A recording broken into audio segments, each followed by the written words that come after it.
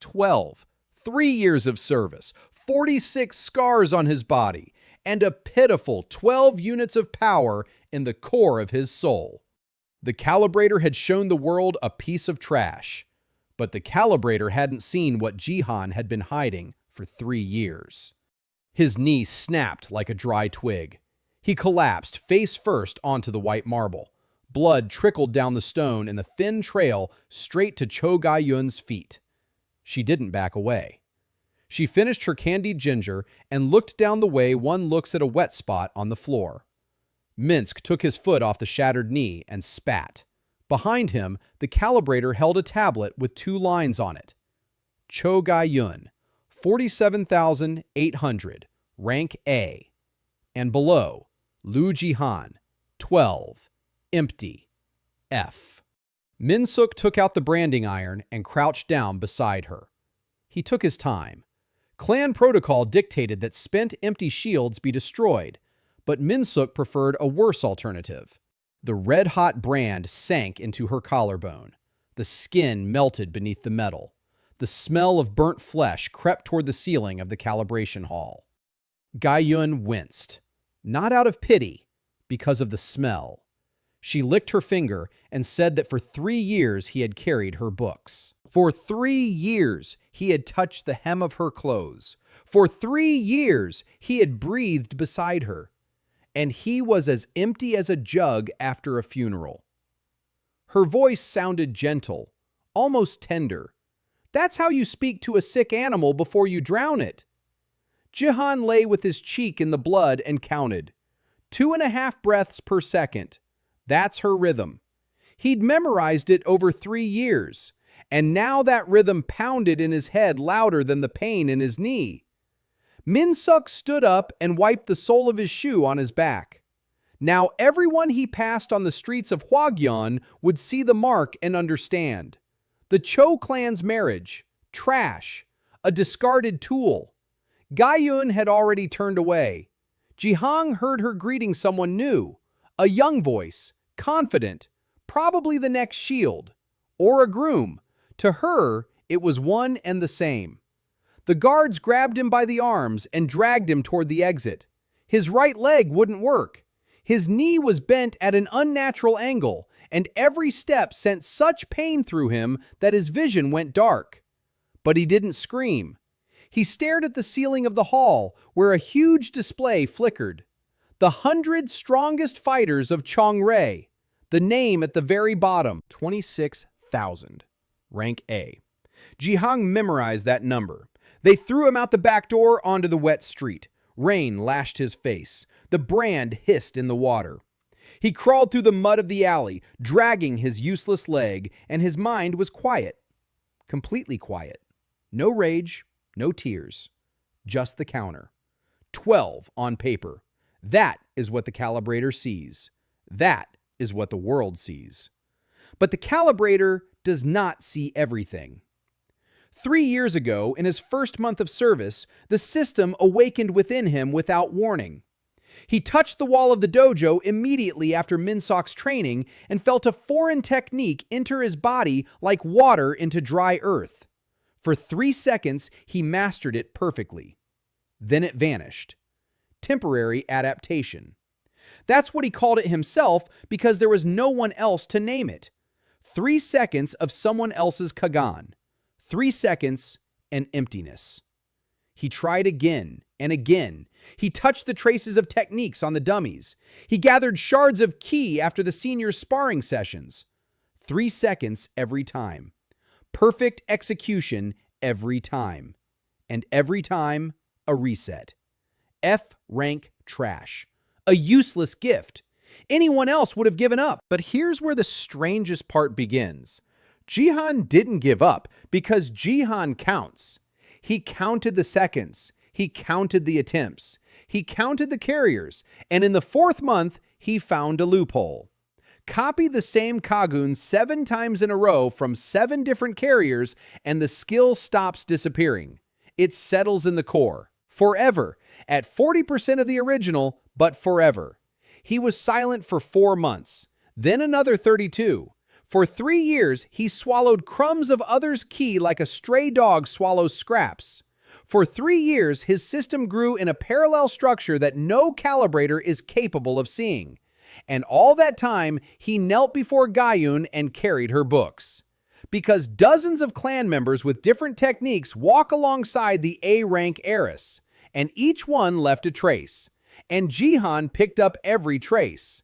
Now he lay in the mud under the rain with a broken knee and a brand on his collarbone. 12 on paper. The world saw the empty one. But inside his core were stored 4 permanent techniques. 4. Insignificantly few for what he had planned, but enough to survive. He rolled onto his back. Rain poured over his face. He closed his eyes and saw her face. Gayun. Candied ginger. A gentle voice. Empty as a jug after a funeral. This is his anchor. It is the only thing that keeps his thoughts in place when the imprints of others' techniques begin to whisper in his head in unfamiliar voices. He opened his eyes and spoke so softly that only the rainwater heard him. He would copy hers last, so that she could see her own technique in his hands before he took it from her. Then he stood on one leg, clenched his teeth, and walked, away from the white marble, toward the darkness, to where there are no scoreboards, no calibration, no names. Only underground arenas where an F-rank marked void can step into the ring and take a blow. 1 blow. 3 seconds. That's enough. Zhihan counted his steps. 112 to the end of the alley. His right leg wouldn't bend. He wasn't limping. Trash limps. But he wasn't trash anymore. He just hadn't shown it to the world yet. Above Huagyun at night, the calibration tower's scoreboard flickered.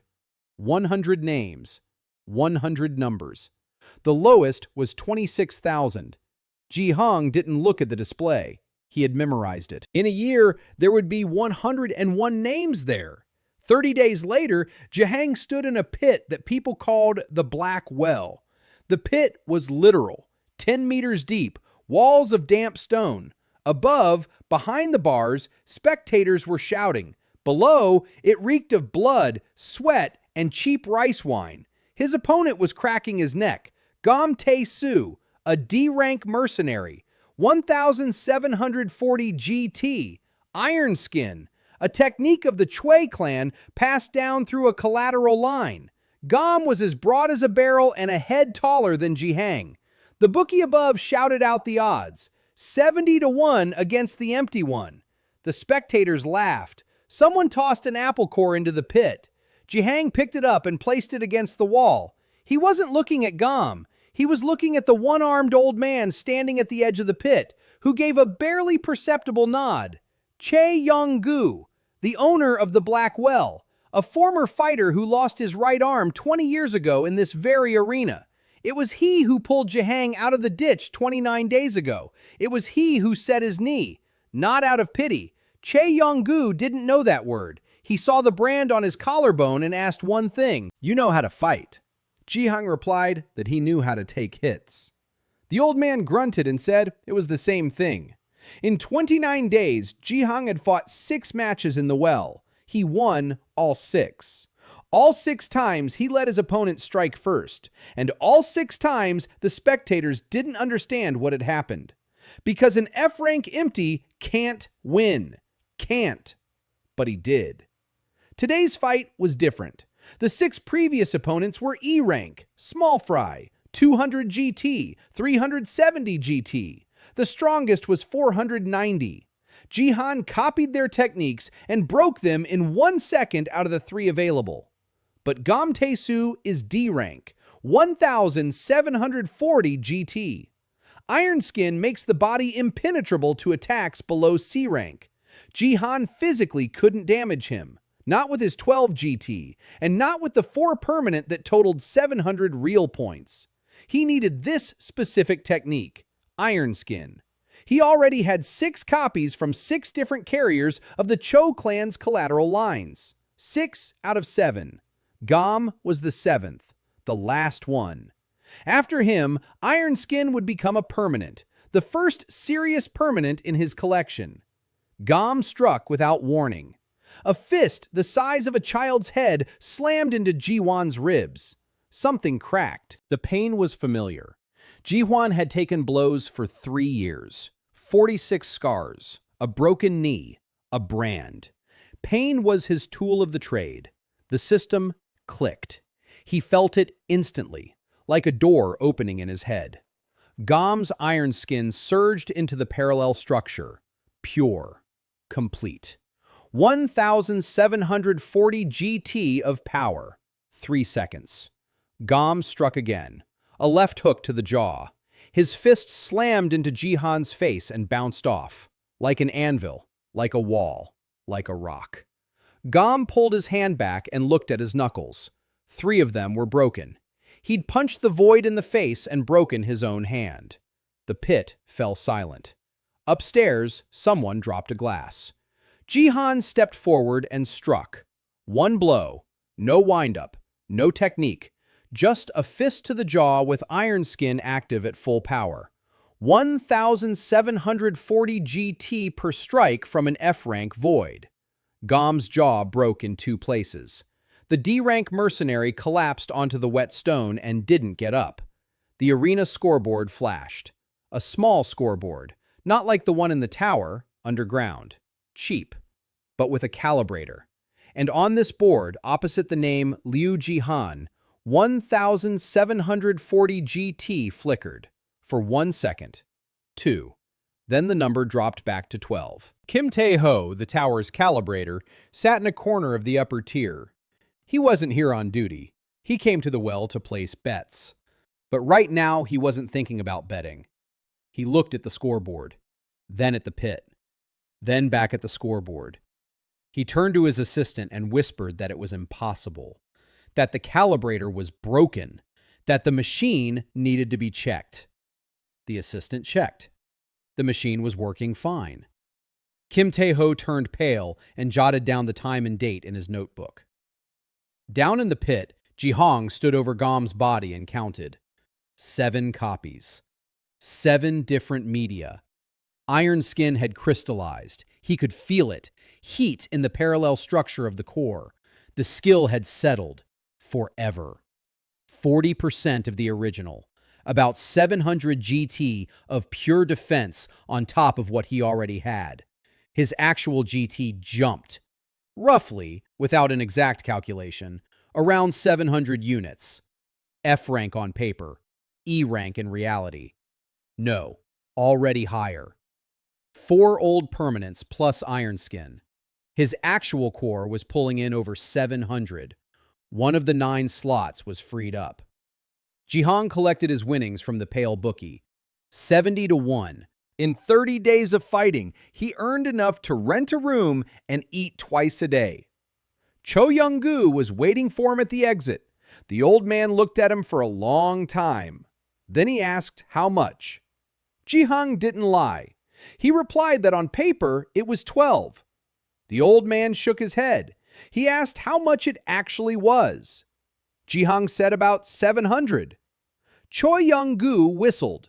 A month ago, this guy was lying in a ditch with a broken knee.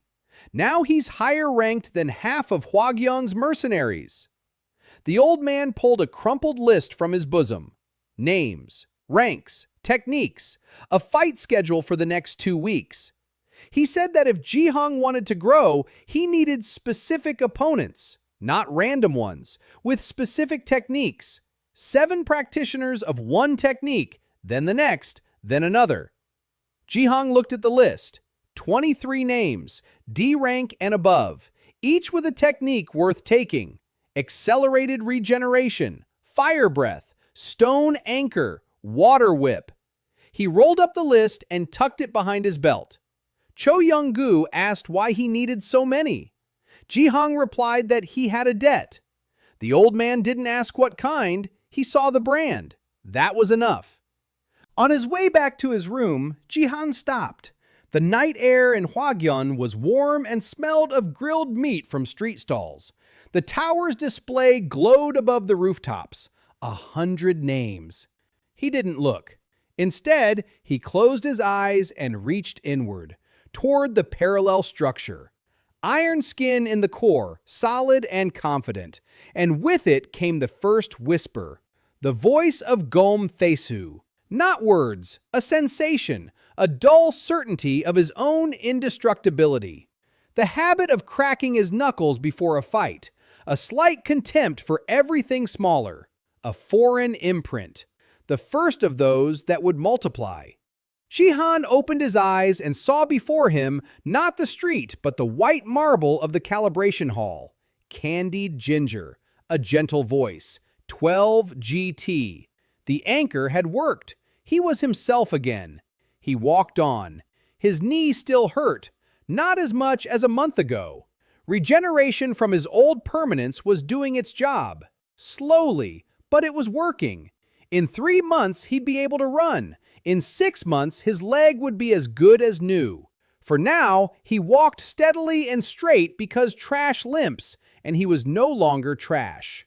Calibrator Kim Tae-ho hadn't slept that night. He sat in his office in the tower and looked at the report. Calibration anomaly. Flicker. Subject, Liu Zhihan. Status, empty. F rank. 12 GT. Flicker detected. 1,740 GT. Duration, less than 3 seconds. He closed the report and opened it again. Then once more. Then he set the tablet aside and rubbed his eyes. The machine was working properly. He had checked twice. So, empty had become D rank for a single second. That's impossible. But it happened. Kim Tae-ho knew he was required to send the report to the 9th floor. But if the flicker was a mistake, he would make a fool of himself.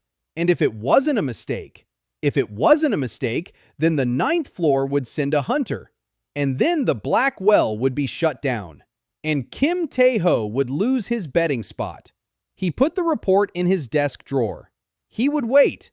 If the flicker happened again, then he would send it. The blood on the well's floor hadn't dried yet from yesterday's fight when Zhihan descended into the pit again. The 60th day since the expulsion. 8 permanent technicians in the parallel core structure. Real GT around 1,900. On paper, still the same 12. Today's opponent was special, not from Chae-young-gu's list. This one came on her own. Young, lightweight, 2 short blades on her back.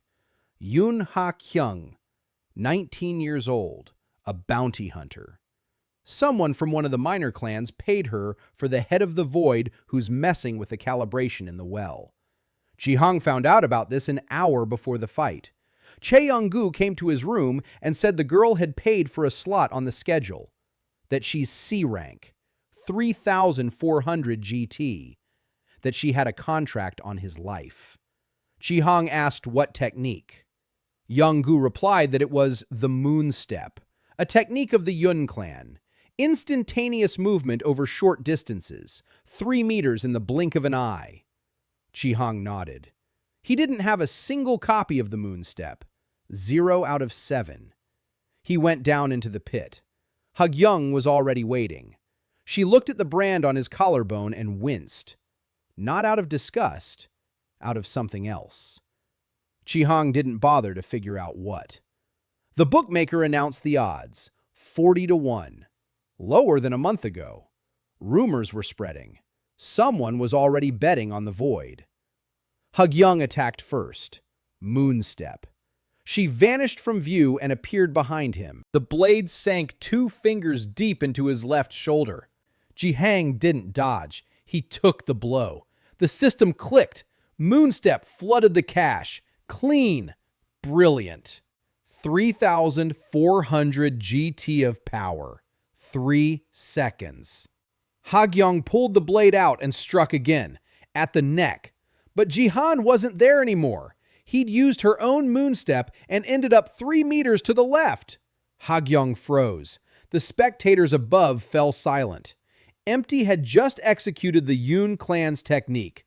Perfectly. At a master's level. Ha-kyung spun around and struck a 3rd time. Zhihan vanished again. He appeared behind her, just as she had a second ago. His hand rested on the back of her neck. He could have snapped her neck. The 3 seconds weren't up yet. 3,400 GT hummed through his body. He didn't snap it. He let go. Ha-gyong jumped back 3 meters and took a fighting stance. Her eyes were huge. She asked how. 1 word. Zhihan didn't answer. 3 seconds had passed. Moonstep faded. He was once again an F-rank void with a wound in his shoulder. Ha-gyong could kill him right now. 1 strike. He couldn't dodge or defend himself. Iron Skin withstood D-rank strikes, but not C-rank. She didn't strike. She stood and watched. Then she sheathed her blades behind her back. She turned toward the cage above and shouted that the fight was over. A draw. The bookie howled. The spectators whistled. Cho Yong-gu at the edge of the pit smiled almost imperceptibly. After the fight, Ha-gyong found him in the hallway. Blood from his shoulder was still dripping onto the floor. She asked who he was. Zhihan replied that he was an empty. She said that the empties don't perform the moonstep. He remained silent. She said she wouldn't kill him, that the contract was canceled, that she would return the money to the client. Zhihan asked why. Ha-gyong replied that it was because he could have broken her neck and didn't. That was reason enough. She turned and walked away. Zhihan watched her go and closed his eyes. The moonstep sat in the cache. 1 copy out of 7. 6 more carriers, and the technology would become permanent. He returned to Cho Yong's list. The next 3 weeks were the busiest he'd ever had in the well. A fight every 2 days, sometimes every day. Zhihan stopped counting the bruises. Every blow he took gave him a new copy. Each copy brought him closer to crystallization. On the 68th day, he crystallized accelerated regeneration. 7 carriers, permanent, 40% power. His body began to heal faster. The knee that Minsk had broken 2 months ago stopped hurting at night. On the 75th day, stone anchor, a technique that increases body weight 5-fold for an instant. Excellent protection against being knocked back. On the 82nd day, water whip, the first long-range offensive technique. On the 90th day, 14 permanents. Real GT around 3,200. D rank in practice. F on paper. And then what Zhihan had both waited for and feared happened. A hybrid. Iron Skin and accelerated regeneration. 2 techniques that had never existed in a single body because they belonged to different clans.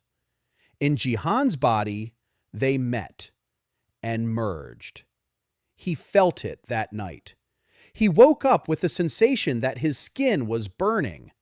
Not painfully, differently. As if every cell in his body was simultaneously hardening and renewing itself. Iron Skin protected, regeneration restored. Together, they created something third. Skin that repaired its own armor after every injury. Instantly. No such technique existed in the tower's registry. Such a technique didn't exist anywhere in Chungyang. Only in the body of an F-rank void with a brand on his collarbone. Zhihan lay in the darkness and listened to the whispers. There were more of them now. 14 voices. 14 imprints of the former owners of the techniques. Gom Tesu with his dull confidence. Some old man with a habit of muttering prayers before bed. A woman who counted raindrops. A young fighter who thought first thing every morning about the girl from the neighboring village. Other people's thoughts. Other people's habits. They weren't getting in the way yet. 14 is tolerable. But Zhihan knew that after 100, it would get worse. After 200, he might stop being able to tell which thoughts were his and which were others. He closed his eyes and summoned the anchor. White marble. Candied ginger, a gentle voice, empty as a jug after a funeral. 12 GT. The voices fell silent. He was himself again. In the morning, Yoon Ha-kyung came. She stood at the door to his room with 2 servings of noodles. Zhihan opened the door and looked at her. She said she had information that the small clans of the southern provinces were talking about the Nameless One, about the Void who breaks the calibration, that they aren't naming him yet, but the description matches. Young, a brand on his collarbone, defeats D-rankers. She said that if the rumors reach the major clans, he's finished. Zhihan took some noodles and sat down to eat. He asked which major clans exactly. Hagyung replied that the Cho clan, for example. Zhihan stopped chewing for a second. Then he continued. He said the Cho clan would find out, for sure, but he would choose when exactly. Hagyung sat across from him and stared at him for a long time. Then she asked what he wanted, really wanted. Zhihan finished his broth and answered with a single sentence. He wanted one woman to stop chewing. On the 120th day after his exile, there was a knock at Zhihan's door in the middle of the night. Not Hagyung, not Cui Yonggu. The knock was quiet and precise. 3 knocks, a pause, 2 knocks, the calibration tower code. Zhihan opened his eyes in the darkness and didn't move. His inventory was filled with 4 items out of 9 slots. Iron Skin was permanently equipped, Water Whip at the ready, Fire Breath in the 3rd slot. He could take on a fight right now. About 5,000 real GTC rank, 22 permanents. The door opened on its own. The lock wasn't broken. It had simply stopped working. Mechanism disabling technique. Rare, expensive. A woman of about 24 entered the room. Short hair, a burn scar on her left wrist.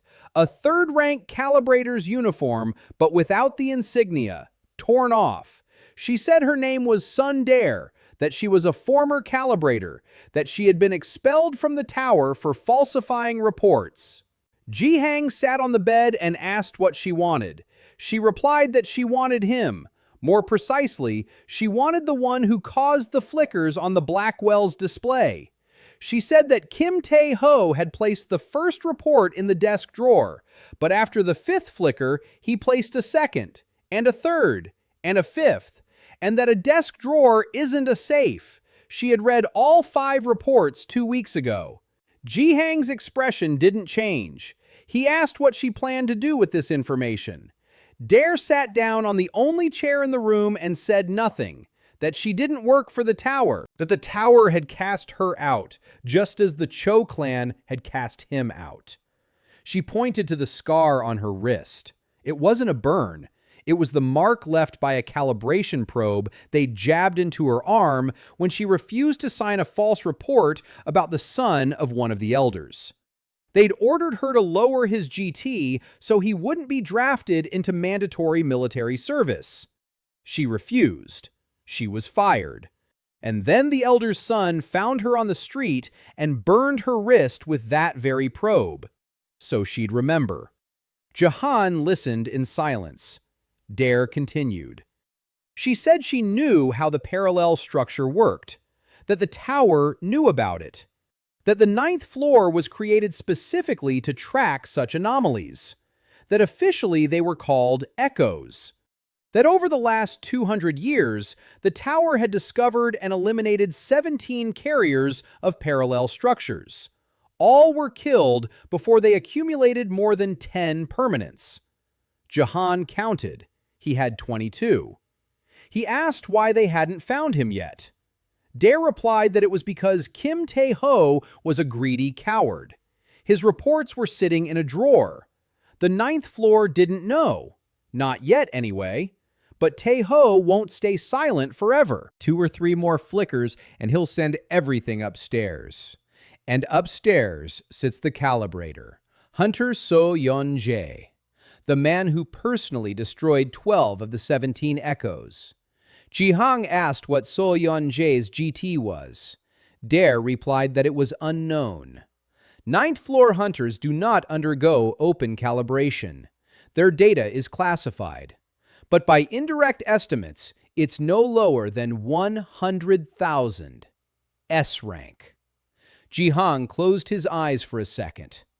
100,000. He's at 5. A 20-fold difference. He opened his eyes and asked Dare what she wanted. She replied that she wanted the tower to pay. That the 17 people were killed not because they were dangerous, but because the tower is afraid. That the calibration system isn't about measurement, but control. That the tower's true function isn't to count GT, but to ensure no one grows too powerful outside the clans. That the entire Changrai caste system rests on a single lie. That the kagon is tied to blood. Zhihan looked at her. She knew. She knew the kagon could be copied. She didn't know how, but she knew it was possible, because she had seen the data of 17 dead people. He stood up. He walked over to the window. Nighttime Huagyang glowed with lights and the tower's display. 100 names, 100 numbers. He turned to Dade and said he needed to get into the tournament of the 9 clans. Dade was silent for a moment. Then she said the tournament was in 108 days, that a deposit of 1,000 GT crystals was required to participate, that the Void couldn't participate under his own name, that he needed a fake identity, a fake rank, fake documents, everything she does best. Zhihan asked what the price was. Dade smiled. It was a twisted smile, devoid of joy. She said that when he stood in the arena before the heir of the Cho clan, he should demonstrate a technique that the Calibrator couldn't identify. Any technique, just one. So that the tower would see and realize that its control system was useless, that 200 years of lies had come to an end. Zhihan nodded. It coincided with his plans. The following days changed everything. Dade taught him, not technique. Technique had been taught to him by strangers' fists in the well. Dade taught him to hide, how to control the parallel structure so it wouldn't show up during random calibrations, how to suppress the flickering, how to maintain a facade of 12 GT even when inside there were 5,000. It was harder than any fight. In battle, Zhihan opened the system. Here, he learned to close it, to seal it, to make it invisible. Dare was a ruthless teacher. She made him go through the portable calibrator she'd stolen when she was fired, over and over again, until the number on the screen stopped flickering, until the 12 became a stable 12 without a single spike. On the 130th day, she said it was ready, that he could undergo the tower's full calibration and remain empty, that Kim Tae-ho would no longer see the flickers, that the 9th floor wouldn't receive a report. Zhihan thanked her. Dare told him not to thank her. She said she had one more thing to do. She knew about the whispers. She had seen it in the files of the dead echoes. All 17 began to lose themselves after 60 or 70 permanents, some sooner. She asked how many he had now. Zhihan answered 22. She said he had time, but she needed to know his anchor. Zhihan was silent for a long time. Then he said, "Candy ginger." Dare didn't understand. He didn't explain. That night, the whispers were louder than usual. 22 voices. Someone was muttering the Cho clan's battle prayers. Someone was humming a lullaby. Someone was counting money. Zhihan lay in the darkness and waited for them to fall silent. They didn't fall silent. He summoned the anchor. White marble. Blood on the floor, a gentle voice, empty as a jug. The voices receded, but more slowly than before. He thought that by the 100th permanent the anchor might not work, that he would need something else, or someone. Then he pushed that thought away. He didn't need anyone. He only needed the arena, only Min-suk's face, only the sound of a knee snapping. 2 knees for one of his. At dawn, he descended into the well. The next opponent was waiting below. D rank, 1,600 GT. Steel Threads technology, the 4th copy out of 7. Zhihan took the blow to the chest and felt the system click. 3 seconds. He smiled. No one saw that. On the 180th day, Zhihan killed for the first time. No, not like that. On the 180th day, 4 assassins from the Red Feather Guild found the old woman Park in Namsan. Zhihan was 12 minutes late. He entered her house and saw blood on the walls. Herbs were scattered across the floor. Clay pots were smashed. The old woman lay by the hearth, still warm. Her throat had been slit with a thin blade. The work of the Red Feather. Clean. Professional. There was a note on the wall. 2 characters. Property of Cho. Zhihan stood over the body of the only person who had ever called him by name as a child. 12 minutes. If only he had left Hwagyeon 12 minutes earlier. If only Hwagyeon had brought the contract information an hour earlier. If only. He didn't cry. Zhihan hadn't cried since he was 11. He knelt down next to the old woman and closed her eyes. His hands didn't tremble. Then he stood up. He went outside. 4 people were standing on the street in front of the house. 2 men and 2 women. Black cloaks with a red feather on the left shoulder. The Red Feather Guild. They were waiting for him. Of course they were. The old woman was bait. Kill her and wait for him to come. A double contract. The old woman and the void. Zhihan looked at them and assessed them. First, B rank, about 12,000 GT. Second, B rank, 9,800. Third, B rank, 11,500. Fourth, C rank, 7,200. He could sense their ki. 41 permanents gave him an intuition he hadn't had 3 months ago. Zhihan's actual GT, around 11,000. 1 against 4 B ranks. The math wasn't in his favor. The opponent's combined GT was around 40,500. His was 11,000. Almost a 4-to-1 advantage. Any tactician would say to run. Zhihan didn't run. The first assassin attacked. The Crimson Feather technique. Invisible blade. A blade of pure ki forming in the air from a distance. A B-rank attack. Zhihan activated Iron Skin Hybrid. The blade struck his chest and shattered. Regeneration patched the micro crack in his armor in half a second. The system clicked. Invisible blade in the cache. First copy. The second assassin struck simultaneously with the third. A double attack. The blood needles technique. Hundreds of thin needles made of his own blood shooting out in all directions. Zhihan activated Stone Anchor and weighted down his body. The needles pierced the skin and stopped. The Iron Skin Hybrid didn't let a single one penetrate deeper than a millimeter. The system clicked twice. Blood needles from 2 different sources. The second and third copies. Zhihan stepped forward. The fourth assassin, C rank, 7,200, the weakest. She retreated. Zhihan activated the water whip. A whip of moisture wove itself from the air and struck her legs. She fell. He didn't finish her off. He needed her technique. Shadow Step. Similar to Hwagyeon's Moon Step, but a different school. A different clan. He took her blow to the side. The system clicked. Shadow Step cached. 3 seconds. Zhihan vanished and reappeared behind the first assassin. That very one. B rank. 12,000. Zhihan struck him with the invisible blade. His own technique. Copied a second ago. 12,000 GT of power per strike. The blade of pure ki entered the assassin's back and exited through his chest. The first one killed.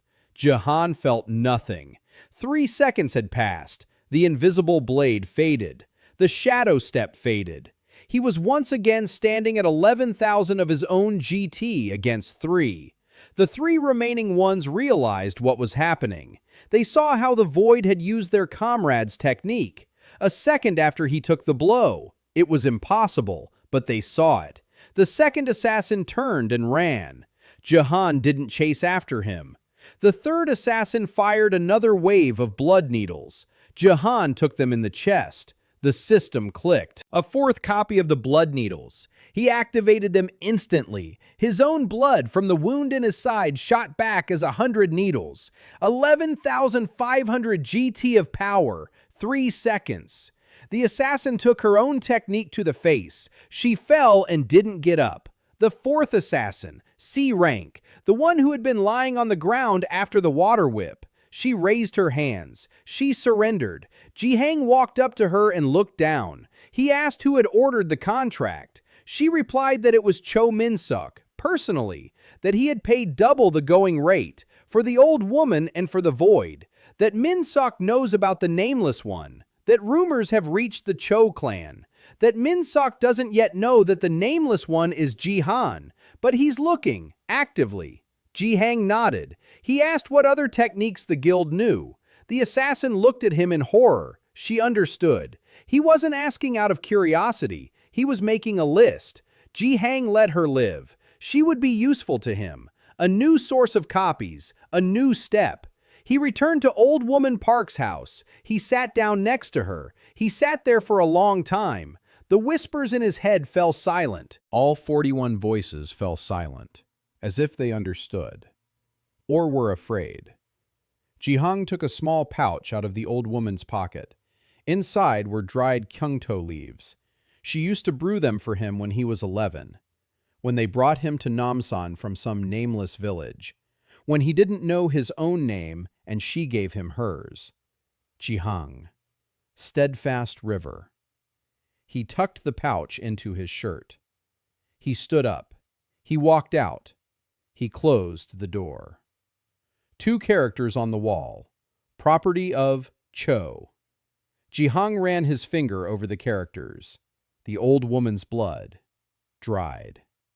He said it quietly, evenly, without malice. He said he didn't just copy techniques, that he copied debts. And he had copied this debt. The interest would be terrible. Then he went back to Hwagyong. The journey took 4 hours. Hwagyong was waiting for him at the gate. She saw the blood on his clothes and didn't ask whose it was. She saw his face. That was enough.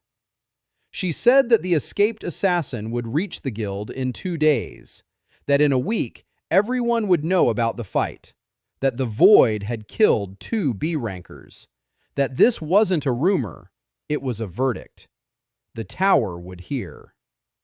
Zhihan replied that the tower was deaf, that Dare had taught him to hide, that there would be no more flickers. Hwagyong shook her head. She said it wasn't about the flickers, that the 4 corpses of the red feather weren't a flicker. It was a signal fire. Zhihan stopped. She was right. He had made a mistake. Not in battle, in his calculations. He killed because they had killed the old woman, because for a second he had stopped calculating and started feeling.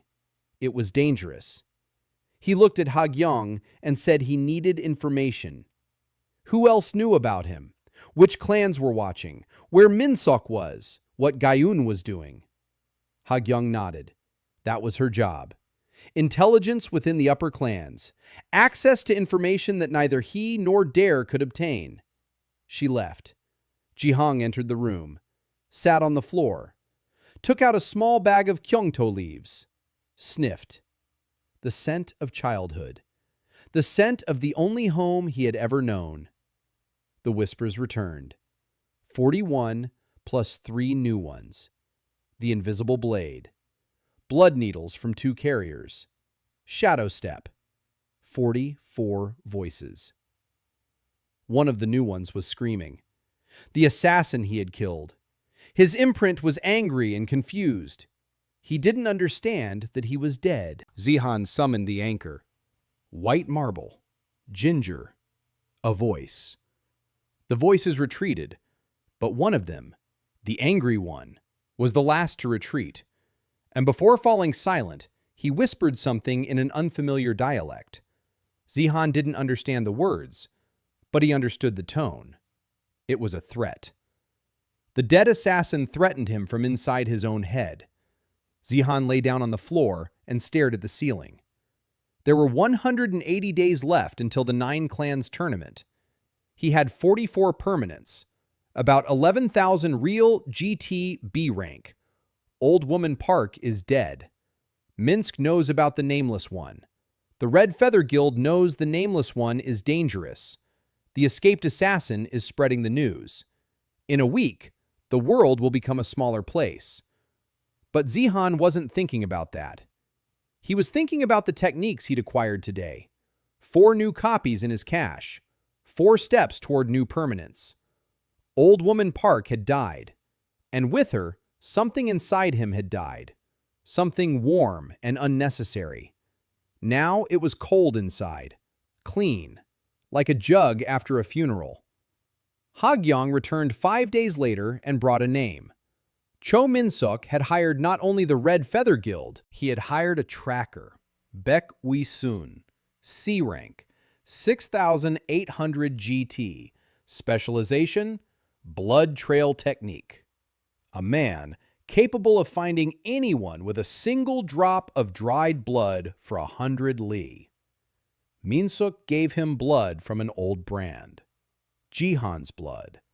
The very same blood that remained on the marble of the calibration hall on the day of the expulsion. Hogyong said that Baek Ui-sun was already in Hwagyong, that he was walking around the city, sniffing the air, that the technique was leading him slowly but surely. 2 days, maybe 3, then he'll find Zhihang's room. Zhihang sat on the floor and listened. 44 whispers rolled through his head like stones at the bottom of a river. He counted them. 2 options. First, run. Change cities. Lose the well. Lose access to his enemies.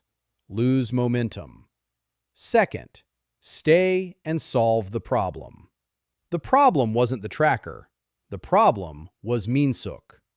As long as Min-suk is alive and has money, he'll keep hiring new ones. Assassins, trackers, poisoners. He won't stop because, to the heir of the Cho clan, the rumor of the Nameless Void is no threat. It is an insult. Zhihang stood up and walked over to Chae-yong. The old man was cleaning the arena after the night's fights. With one hand, a bucket in his stump, a rag in his good hand. He did this every morning by himself. Not because he couldn't hire a cleaner, because the well was his. Every drop of blood on the floor was his responsibility. Zhihang said a tracker from the Cho clan was following him, that in 2 days he would find this place, that the well was in danger. Yong-gu didn't stop scrubbing the floor. He asked what rank. Zhihang replied, C-6,800. Yong-gu snorted. He said that in his youth, C ranks were sent to clean training grounds. Then he grew serious. He said it wasn't about the tracker, that if the Cho clan knew about the well, it wouldn't be C ranks coming, A ranks would come. Min-suk himself would come, with a squad, with the clan's blessing. And then everyone would die. The fighters, the spectators, the bookmakers, everyone who saw the flicker. Zhihang knew this. That was exactly why he had come. He said he would take the tracker away before he reached the well, quietly, without witnesses, without the flicker. Yong-gu looked at him for a long time. Then he nodded, and added that after that, Zhihang needed to leave the well. Not forever, just for a while, until things settled down. Zhihang didn't argue. He knew the old man was right. Yong-gu pulled a folded sheet of paper from his bosom. A new list. Not well fighters. Underground arenas in the southern provinces. 7 cities. 7 pits. Each with its own fighters, its own techniques, its own calibrators who ask no questions. Zhihang took the list and tucked it into his belt. But first, the tracker. Dare helped. She knew how the blood trail technique worked. The braider within her awoke when it came to strangers' kagon. She said the technique followed the scent of qi in the blood. The fresher the blood, the stronger the trail. The blood from the day of calibration was old, 6 months.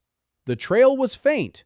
The tracker would move slowly, in circles. He would narrow the area down to a block, then to a street, then down to a house. But the moment he gets within 20 paces, he'll stop. Because at 20 paces, the trail will become so vivid that it will blind his key perception. He'll be vulnerable for 3 or 4 seconds. Dare looked at Zhihan and said that 3 or 4 seconds was his window. Zhihan nodded. He spent the next 24 hours on the roof of the building across from his room. He didn't move. He didn't eat. He counted. 44 whispers murmured in his head. He didn't shut them out. He listened. Among them was the voice of one of the dead assassins, the one who had threatened him. Now, he wasn't threatening. He was whimpering, quietly and pitifully, like a dog that had been thrown into a ditch. Zhihan realized that the imprints weren't static. They changed. They lived their own shadow lives inside his head. That was bad. It meant that over time, they would grow louder, more independent. On the 182nd day, the tracker appeared. Baek Yuseon, short, skinny, a nose like a rat's. He walked down the street slowly, his head tilted slightly to the left, his eyes half closed, sniffing. The blood trail technique was working. Zhihan saw him walk past the roasted meat stand, past the laundry, past the herb shop, every step closer.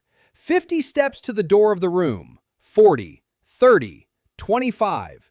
Zhihan activated his cache. Shadow step in the first slot, water whip in the second, stone anchor in the third. 22 steps, 21, 20. The tracker stopped. His eyes flew open. His eyes turned red. The trail blinded his perception. He clutched his head with his hands. 3 seconds. Zhihan leaped off the roof. Shadow step transported him 3 meters, right behind Yaisan's back. Water whip wrapped around the tracker's throat. Not to kill him, so he couldn't scream. Zhihan leaned close to his ear and whispered. He asked how much Minsuk had paid.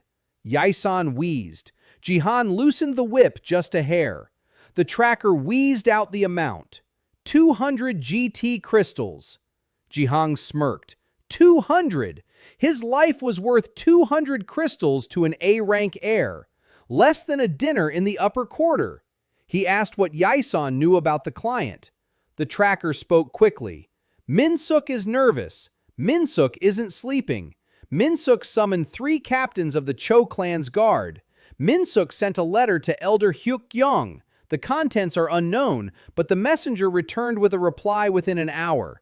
After that, Minsuk smashed the mirror in his room and didn't leave for a day. Zhihan memorized every word. Then he amplified the water whip. Not death, until he lost consciousness. Yaisan went limp. Zhihan laid him down in an alley, carefully, almost tenderly. He didn't kill him, not because he took pity. A dead tracker means a new contract. A living tracker who returns and says the trail has vanished is a mystery. A mystery slows Minsuk down. Death speeds him up. Zhihan chose the mystery. Dare erased the key traces within a 100-step radius of the room. A portable calibrator in reverse mode. Instead of reading, it scattered key interference. When Yaisan woke up, the trail would be dead, as if Zhihan had vanished. The next morning, Zhihan left Huagyong. Cho's list Yonggu was tucked into his belt. 7 cities, 7 underground arenas. Huagyong was walking with him, not beside him, 50 paces behind. Reconnaissance. Eyes in the back of her head. Dare remained in the capital. She needed to prepare documents for the tournament. A false identity. Han Myong, the nameless one. She said everything would be ready by the time he returned. Zhihan didn't turn around. He was heading south. 44 voices in his head were whispering, each with its own story. He didn't silence them. He counted his steps. It was a 4-day journey to the first southern city. During those 4 days, not a single voice would fall silent. But Zhihan wouldn't stop either, because new techniques awaited him ahead, new permanents, new copies, and each one brought closer the day when Gaiyun would stop chewing. The first southern arena was called the Rotten Cellar. It was located in the basement of a fish warehouse in the port city of Cheongju. It reeked of rotten fish and wet wood. The fighters were fiercer than in Huagyan. Here they didn't bet for fun. Here they fought for food. Zhihan entered the Rotten Cellar on the 186th day. Over the next 20 days, he passed through 4 of the 7 arenas on Yonggu's list. The Rotten Cellar in Cheongju, the Red Pit in Tongyan, the Well of Bones in Masan, the Rusty Circle in Gimhae. The same routine in every city. He walked in, registered under the name Han, not Han Myung, just Han. Showed the brand on his collarbone. The bookies laughed. The odds against him grew. He took the blows. The system clicked.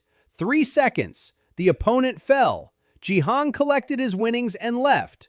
4 cities, 23 fights, 23 wins. Not a single loss. Not a single flicker on the scoreboard, because there were no calibrators in the southern arenas. Just fists and blood. By the 200th day, Zhihan had 59 permanent techniques. Real GT, around 16,000. B rank, solid, confident. On paper, still the same 12. New permanents were coming faster than he expected. The southern provinces were teeming with clan offshoots, offspring who hadn't made the cut, half-breeds with weakened kagons, mercenaries who had bought third-rate scrolls that worked at 10% of their power. They were all trash to the capital clans.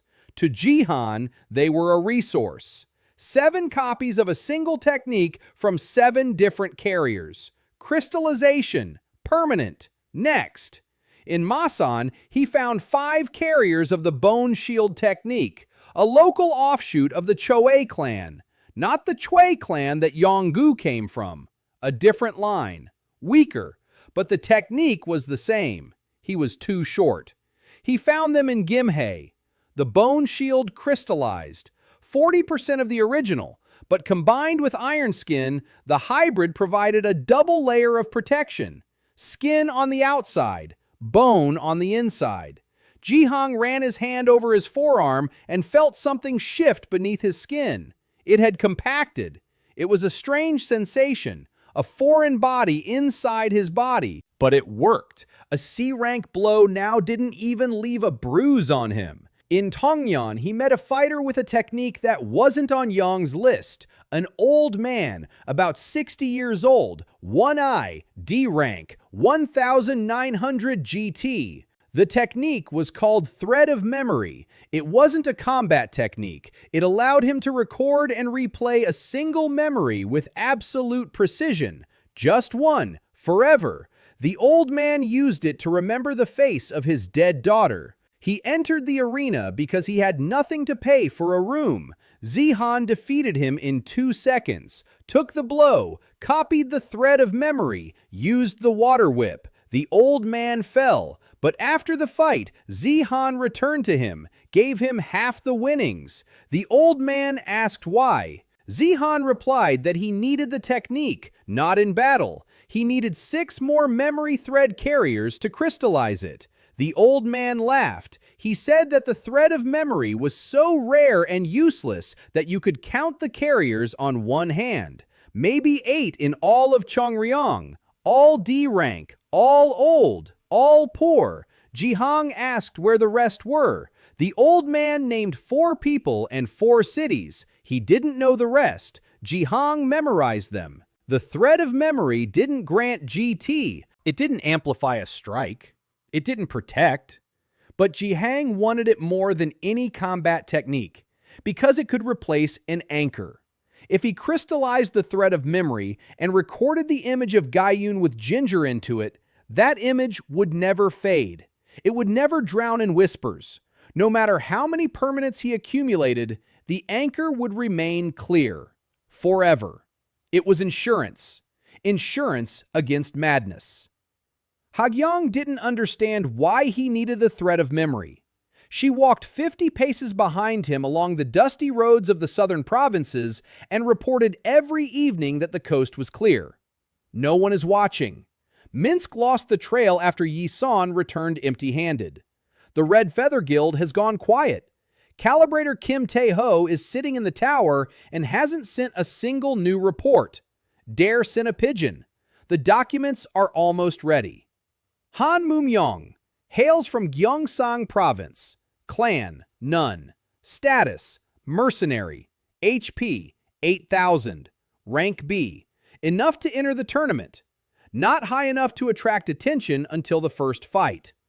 On the 210th day, Zhihan reached the 5th arena, the city of Jinju, an unnamed arena, just a basement beneath a tea house. Here he met an opponent who nearly killed him.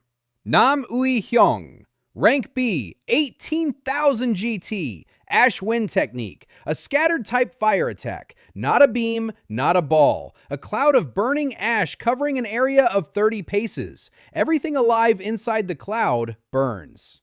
Zhihan didn't expect a B rank in the southern arena. Yonggu had warned him that Jinju was more dangerous than the rest, but Zhihan calculated that his 16,000 HP with hybrid defense would hold out. He was wrong. Ashwind was different. It didn't strike a specific point. It was everywhere. The Iron Skin hybrid shielded him from direct hits, but it didn't save him from the fire seeping into his lungs with every breath. Zhihan took the first wave, and the system clicked. Ashwind in the cache, 18,000 GT, 3 seconds. But he was already choking. Ash in his throat, in his eyes, in his lungs. Accelerated regeneration was working, but couldn't keep up. Tissues were regenerating only to burn again immediately. He activated Ashwind, copied, 18,000 GT of power. He directed it not at the enemy, into the air above him. A headwind. 2 waves of burning ash collided and extinguished each other. For half a second, the air cleared. Zhihan used Shadow Step. 3 meters. He stepped out of the cloud. He gulped air. 3 seconds had passed. Ashwind died down. He stood outside the cloud with a scorched throat and eyes. Nam Wi-hyung looked at him through the ash. He had just seen the void with the brand on his collarbone use his own technique. His eyes were white with horror. He asked what Zhihan was. Not who, what. Zhihan didn't answer. He attacked. Water whip to the throat, stone anchor to the legs, bone shield to the fist. 3 techniques at once, not copied, permanent, his own. 16,000 GT of his own power against the opponent's 18,000. A difference of 2,000. But Wi-hyung had 1 technique. Zhihan had 63. The fight lasted another 4 seconds. Wi-hyung fell when the water whip engulfed his throat and the bone shield on Zhihan's fist broke 3 of his ribs. Zhihan stood over him and breathed. Every breath burned. Regeneration was healing his lungs slowly. 2 hours, maybe 3. He almost died. For the first time since the training camp began, he truly almost died. Because he miscalculated. Because he'd grown accustomed to easy victories. It was a useful pain, a reminder. He wasn't ready for Minsuk yet. 38,000 GT. The 9 blades of the shadow technique. Minsuk was twice as strong. Not just stronger, faster, more experienced. The heir to the Cho clan's combat branch had been training since he was 5. Zhihan has been fighting for 6 months. The difference is in training. In muscle memory, in reflexes. Copying gives you the technique, but not the body. He needs more permanence, more hybrids, more strength. He needs all the remaining arenas on the list, and he needs the thread of memory before the whispers become unbearable. Hagyong waited outside. She saw him come out, burned, gasping, with blood on his lips. She said nothing. She held out a flask of water. Zhihan drank. Then he looked at her and spoke softly. He said he would copy Gaiyun last, that this promise was alive, that every burn brings him closer to the day when the ginger will slip from her fingers. Hagyong didn't answer. She turned and walked ahead, 50 paces away, as always. Zhihan followed her, 63 voices in his head. One of them is new, ashen, hot, angry, but quieter than the rest. Quieter for now. On the 240th day, Zhihan returned to Huagyong a different man. 78 permanents, real GT, around 22,000, the upper limit of B rank, on the threshold of A, 12 on paper. He entered the city through the south gate at night. The brand on his collarbone was hidden by a high collar. His face was covered by a hood. Hagyong walked 50 paces behind him. She had been silent the entire way from the last arena. 2 days of silence. Zhihan didn't ask why. He knew. In the last city, Suncheon, the 6th arena, Zhihan woke up in the night and began speaking in the dialect of Gangwon province. Hagyong heard him. She was sleeping behind the wall, a thin wall. He wasn't speaking in his own voice. The voice was a woman's, an old woman's. It was murmuring a lullaby, one of the ones sung by the old woman who carried the ice needle, whom he had crystallized a week ago. Hagyong went in to see him and saw that he was sitting on the bed with his eyes open, but he didn't see her. She called his name. He didn't react. She slapped him across the face. He blinked, looked at her, asked what day it was. She answered. He nodded. He said he had fallen asleep. They both knew it was a lie. 78 imprints. 78 other people's lives in a single head. The whispers were no longer whispers. They had become voices. Some were screaming. Some were crying. The dead assassin from the Red Feather Guild became the loudest. He wasn't whimpering anymore. He was speaking. In full sentences. Talking about his contracts. About the people he'd killed. About the woman who was waiting for him in some city. Zhihan knew more about him than he did about himself. That was bad. The thread of memory. He had found 5 of the 8 bearers. 5 copies out of 7. 2 more. The last 2 were in Huagyun. Dare had found them through her old contacts in the tower. 2 old men, former archivists, both D rank. Both kept the faces of their dead wives in the thread of memory. Zhihan met with the first one the day after his return. The old man lived in the lower quarter by the river, a small house, an overgrown garden. He opened the door and looked up at Zhihan, asked what he wanted. Zhihan told the truth, that he needed a copy of the thread of memory, that he was willing to pay. The old man asked why he needed such useless technology. Zhihan replied that he wanted to remember one face, forever. The old man looked at him for a long time. Then he nodded. The touch was symbolic. The old man placed his palm on Zhihan's forehead. The system clicked. The 6th copy. 1 remained. The second old man lived on the other side of town.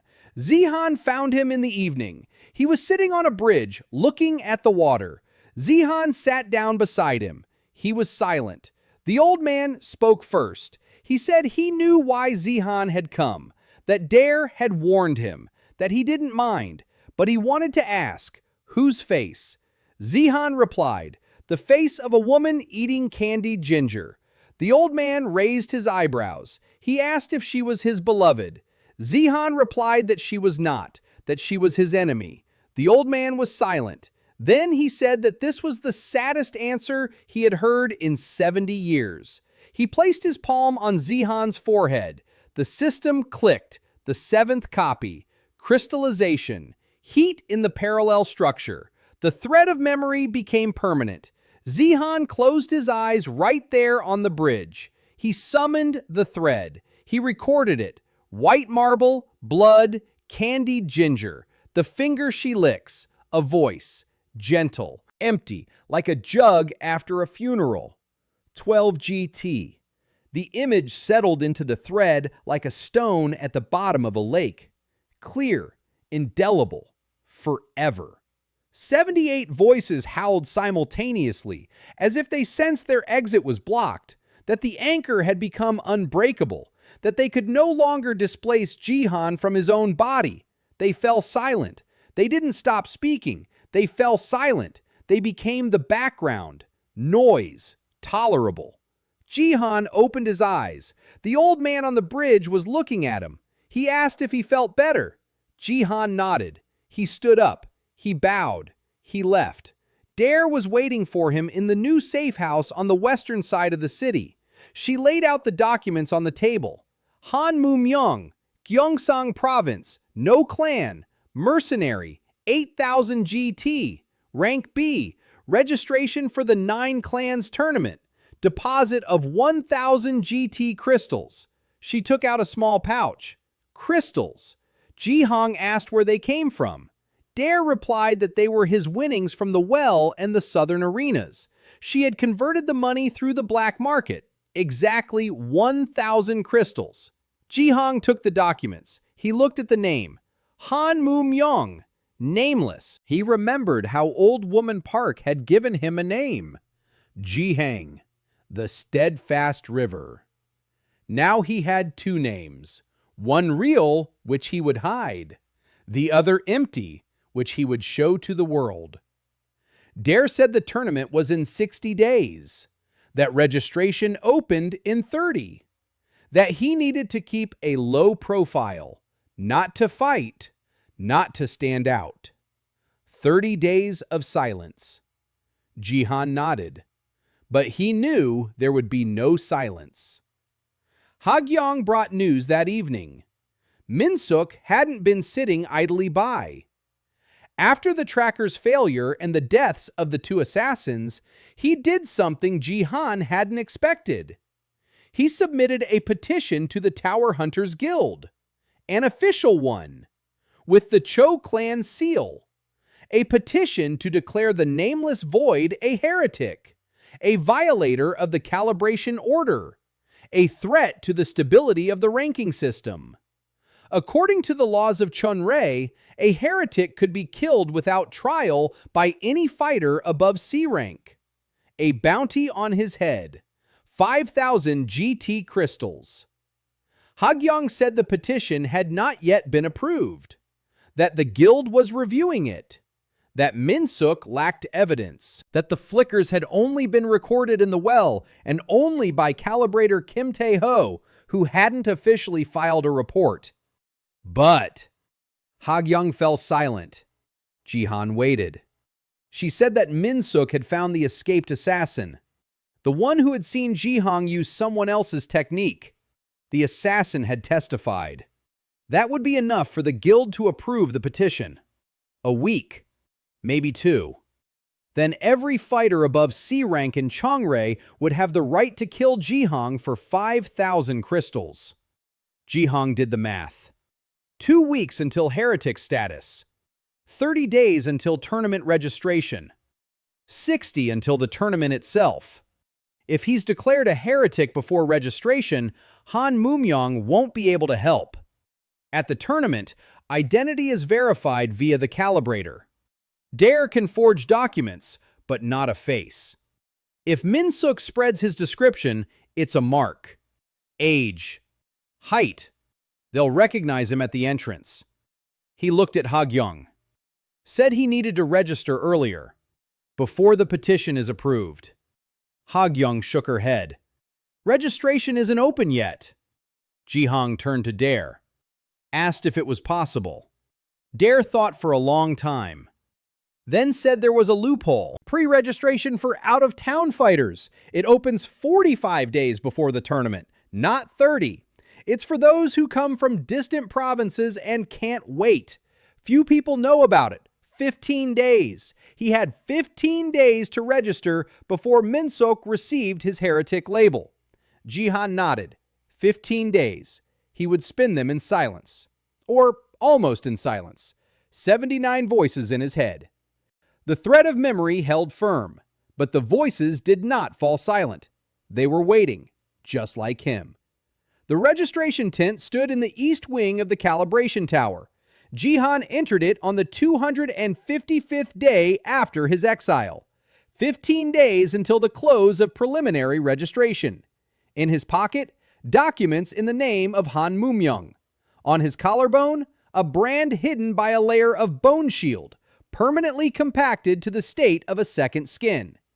Dare came up with this. bone tissue beneath real skin. The brand is invisible. It can't be felt. Only a deep scan by a top-ranked calibrator can detect the forgery. And in the registration tent sat a fifth-ranked calibrator, a minor one. Zhihan got in line. There were 12 people ahead of him. Mercenaries, clanless fighters, glory seekers. None of them looked more dangerous than a C rank. Zhihan assessed their ki habitually and unconsciously.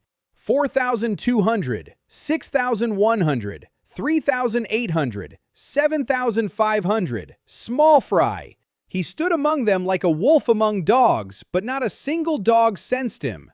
12 GTs on the surface, perfect camouflage. Dare had taught him well.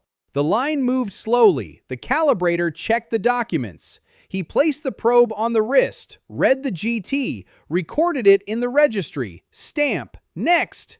Zhihan watched the procedure and counted the seconds. Probe on the wrist, 4 seconds. Reading, 2. Recording, 3. Stamp, 1. 10 seconds of contact. In 10 seconds, a fifth-rank calibrator won't see the parallel structure, won't see the permanence, won't see 22,000 real GT, will only see what Zhihan shows him. 8,000, rank B, Han Mumin's documents.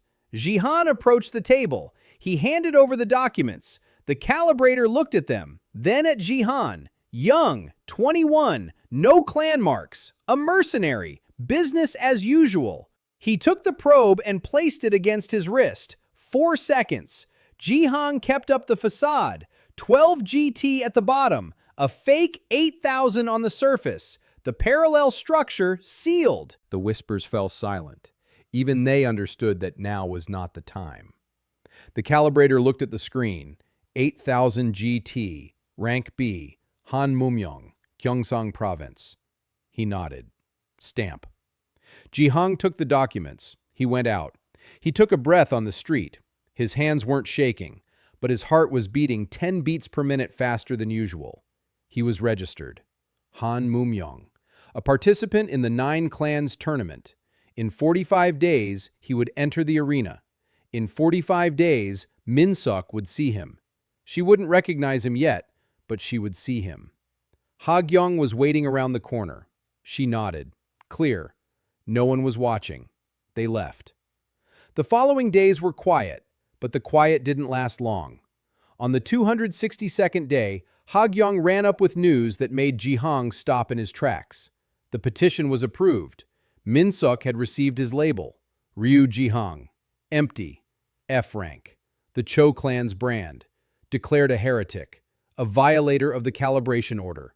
A bounty of 5,000 GT crystals for his head. Dead or alive. Every fighter above C rank in Chongrae has the right to kill without trial. Portraits are already circulating among the guilds. Zhihan stood in an alley and counted. A portrait. They have his portrait. An old one. From the Cho clan registry. But it looks like him. The brand is hidden. No face. Dare can change his hairstyle, his clothes, the way he walks. But not the bones of his face. Not his eyes, not the line of his jaw. If any of the bounty hunters see him next to the portrait. Zhihan looked at Ha-gyong. He asked how widely the portrait had been distributed. She replied that so far, only in Hwagyong and the 3 nearest provinces. It will reach the southern arenas in a week. 2 weeks until the tournament. But at the tournament itself, the whole of Hwagyong will be at the tournament. All the clans, all the guilds, thousands of fighters above C rank, each of whom will want 5,000 crystals. Zhihan closed his eyes. 45 days until the tournament. He's already registered. The paperwork is in order. But if they recognize him before the fight, if one of the hunters recognizes his face, they'll remove him from the tournament and kill him on the spot. Legally. Dare said there was a way. A mask. Combat masks are allowed for clanless fighters at the tournament. A tradition, an old one. Dating back to the founding, clanless fighters have the right to hide their faces until the final. In the final, the mask must be removed. Mandatory. But until the final, he can be anyone. Zhihan nodded. A mask until the final. In the final, he'll take it off himself. Not because he has to, because he wants to. He wants Min-sok to see. He wants Ga-eun to see. He wants Hyuk-young to see. For the next few weeks, he didn't fight. He didn't leave his room. He meditated. He strengthened his permanence. He trained switching between ash slots. 9 slots. 9 hot techniques ready for instant activation. He changed combinations. He tested combinations. Water whip plus ice needle. Freezing through liquid. Fire breath plus ash wind. Double cloud. Stone anchor plus bone shield plus iron skin hybrid. Triple defense. An absolute tank. No attack below A rank will penetrate. He counted through combinations and memorized them. The thread of memory helped. It recorded not only faces but also patterns. He recorded each combination as a separate thread. His mind became a catalog, a library of combat solutions. On the 280th day, he paused and counted. 81 permanents. Real GT. About 24,000. A rank. For the first time. 24,000 real units of technology in the body of a man whom the world considers empty at 12. A 2,000-fold difference between paper and reality. He walked over to the mirror, looked at himself. Skinny, veiny, scars. Lots of scars. On his ribs from Gam's first blow. On his shoulder from Hagyeon's blade. Burns from the ash wind on his throat and chest. A brand on his collarbone hidden beneath the bone shield. 21 years old. He looked 30. Zhihan turned away from the mirror. Dare entered the room. She was carrying a mask. White. Simple. No design. No pattern. Zhihan took it. Tried it on. Looked at Dare. She said that in this mask he would be nobody. A blank space. Nameless. Zhihan said that was his name. Then he took off the mask and placed it on the table. 20 days until the tournament. He closed his eyes and summoned the thread of memory. White marble. Ginger. A voice. The image was as clear as it had been in the first second. Unbreakable. He said it quietly. He said that in 20 days she would stop chewing. 81 voices in his head heard and remained silent. The 9 Clans tournament began on the 300th day. Hwagyeon Arena. 40,000 seats. All seats were taken.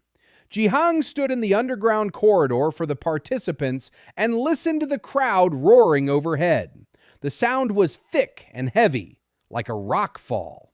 63 participants stood nearby. Mercenaries, fighters from the lesser branches, several heirs of minor clans, and 8 heirs of the great clans. He could sense their ki. Each one. 8,000, 12,000, 15,000, 30,000, 42,000. Each number etched itself into his memory like a notch on a wall. Among the 8 heirs, he found one instantly. Cho Min-suk. Side corridor, separate changing room. A guard detail of 4 Cho clan guards. His ki resonated through the wall. 38,000 GT. 9 blades of shadow. Familiar. Zhihan remembered this technique. It had haunted his dreams every night since the blade of pure shadow had passed a centimeter from his throat in the calibration hall. Min-suk didn't slit his throat. Min-suk broke his knee. But the blade hung in the air, like a warning. Zhihan remembered. A white mask on his face, plain clothes without insignia. Han Moomin's documents on his belt. 8,000 GT on paper, rank B. Actually, 84 permanents. Real GT, around 26,000. A rank. He had earned 3 permanents over the last 20 days without leaving his room. Dare brought him old fighters from her contacts, former ones, written off. Those who once mastered techniques, but now lived on handouts. They touched his hand, and he copied.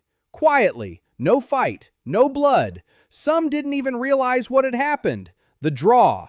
The calibrator on stage pulled names from the urn. 64 participants, 6 rounds. In each round, the loser is eliminated. 2 reach the final. First round, Han Myung-won versus Park Chul. Park Chul, C rank, 7,200 GT, a branch of the Baek clan. Steel fist technique, straightforward, boring. Zhihan entered the arena and the crowd paid him no mind. White mask, no name, 8,000 GT on the scoreboard, one of dozens of clanless mercenaries who never make it past the second round. Park Chul stepped out confidently. He warmed up his bin. He struck his fist against his palm. The steel fist hummed with a metallic ring. He attacked. Zhihan took the blow to the chest. Triple defense. Iron skin hybrid. Bone shield. Stone anchor. The steel fist 7,200 GT crashed into a wall of 26,000 GT of permanent defense. Park Chul felt the recoil. His hand flew back. His wrist cracked. He looked at his fist in confusion. It was as if he had punched a mountain. Zhihan stepped forward and pushed him in the chest with his palm. A single movement. No technique, just a shove. But behind that push lay 26,000 GT of body density. Park Chul flew 5 meters and crashed into the arena barrier. He lost consciousness. The fight lasted 4 seconds. The crowd didn't have time to react. Someone laughed. Someone whistled. The scoreboard showed 8,000 GT, not a single flicker. Zhihan controlled every unit. Second round in 3 hours against Yunjin, B rank, 14,000 GT, the heir to the minor So clan from the eastern provinces. Thunder strike technique, electricity, fast, dangerous. Zhihan entered the arena. So Yunjin looked at the white mask and smirked. He said that clanless mercenaries don't make it to the third round, that Han Myung could surrender and walk away with all his bones intact. Zhihan didn't answer, so Yunjin attacked. Thunder strike, lightning from the palm, 14,000 GT of pure electricity, faster than any physical attack. Zhihan didn't dodge. He took it to the chest. The system clicked. Thunder strike in the cache. The triple defense held, but barely. 14,000 is serious. A burn on his chest. Regeneration healed it. Zhihan activated the copied Thunder Strike. 3 seconds. 14,000 GT. Lightning from his palm struck So Yunjin. He didn't have time to put up a defense. He hadn't expected to see his own technique used by a clanless mercenary in a white mask. The lightning entered him and exited through his back. So Yunjin fell. Alive, but unconscious. The fight lasted 6 seconds. The crowd fell silent for a single second, then roared. The scoreboard flickered. Zhihan tightened his grip on the controls. 8,000, steady. But the calibrator on the scoreboard frowned. Something flashed. Maybe it flashed. Maybe not. He wasn't sure. He didn't record it. Zhihan left the arena and entered the underground corridor. Hagyang was waiting by the wall. She whispered that he was being watched. The Cho clan's box. Minsok sits and watches. Not the arena, the underground entrance. Everyone who comes and goes. He's searching. He hasn't found him yet, but he's searching. Zhihan nodded. The third round is in 2 days. 8 contestants remain. Quarterfinals. His opponent, Kon Dae-ho, A rank, 31,000 GT, heir to the Kon clan. Ice mirror technique, defensive, reflects any technique back at the attacker with double the force. Zhihan heard the name and froze. Ice mirror, reflection. If he copies someone else's technique and strikes, and Kon reflects it, that strike will return to him with double the power. With his own power, that's a problem. The first real tactical problem in the tournament. He couldn't use copying. Any copied technique would come back to hit him in the face. That meant only permanence, only his own. 26,000 GT of permanent power against the heir's 31,000 GT with a reflecting kagon. a difference of 5,000, and a reflection that doubles the incoming attack. Zhihan sat down on the floor of the corridor and closed his eyes. He was calculating. The ice mirror reflects techniques, not physical blows. Techniques. Active key applications formed into a kagon. If he simply strikes with a fist enhanced by stone anchor, that is a passive enhancement, not a technique. The mirror won't reflect it. But a stone anchor on the fist is a maximum of 26,000 GT of physical impact. Kandeho is A rank, 31,000. His body can withstand it. He needs more. He needs a hybrid. Stone anchor plus bone shield plus iron skin. A hybrid. All on the fist. Triple compaction. The physical impact increases, but it's still a passive enhancement. The mirror won't react.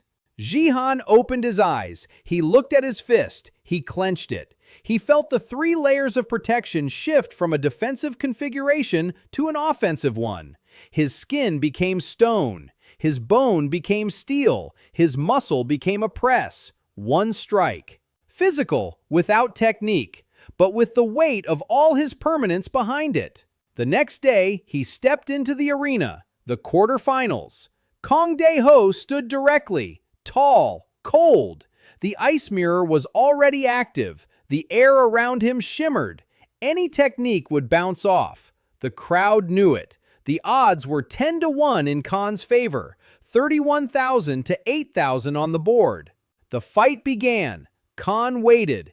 His style is defensive. He doesn't attack first. He waits for his opponent's technique and parries. Then he finishes them off. Zhihan didn't let him wait. He stepped forward. No technique. No kagon activation. Just a step. And another. Khan frowned. A B-rank clanless mercenary is walking right at him. No technique. This is either stupidity or... Zhihan struck. A fist. Triple ceiling. Passive. Invisible to the mirror. Khan blocked with his hand. The mirror didn't work. Because there was no technique. There was only a fist. A fist with the weight of the mountain behind him. The block broke. Khan's arm cracked. He flew back 3 meters. Fell. Got up. His left arm hung limply, broken at the forearm. His eyes were huge. 8,000 GT can't break an A-rank's arm. They can't. But they did. The spectators in the front rows stood up. In the imperial box, Princess Han So-yun leaned toward the advisor. She asked who this man in the white mask was. The advisor checked the registry. Han Moom-young, a mercenary. B rank. 8,000 GT. Gyeongsang Province. The princess looked at the arena, then back at the advisor. She said she wanted to know his real name by the end of the day. The advisor bowed. Elder Cho Hyuk-gyung in the Cho clan box was no longer bored. He frowned. For the first time in the quarterfinals. Kang Dae-ho, 31,000 GT, heir to the Khan clan. Lying on the floor with a broken arm from a blow by a B-rank mercenary. Hyuk-young turned to his assistant and whispered something. The assistant turned pale and left. In the arena, Khan stood up, one arm. The ice mirror was still active. He attacked on his own. For the first time. Ice Spear, a secondary technique of the mirror. 31,000 GT behind the attack. Zhihan took the blow. Triple defense. The ice crashed into his chest and shattered. It hurt, but it was bearable. Regeneration healed the crack in a second. The system clicked. Ice Spear was in the cache. But Zhihan didn't use it. The mirror was still standing. Instead, he stepped forward again and struck again. The same fist. Triple seal. Into the broken arm. Khan screamed. Fell to one knee. Zhihan struck a third time. In the shoulder. Khan collapsed. The mirror went dark. No technique without consciousness. The fight was over. The scoreboard. 8,000 GT. Steady. Not a single flicker. A clear victory by brute force. The crowd roared. In the box, Princess So-yun smiled. Subtle. Barely noticeable. The way those who have found what they were looking for smile.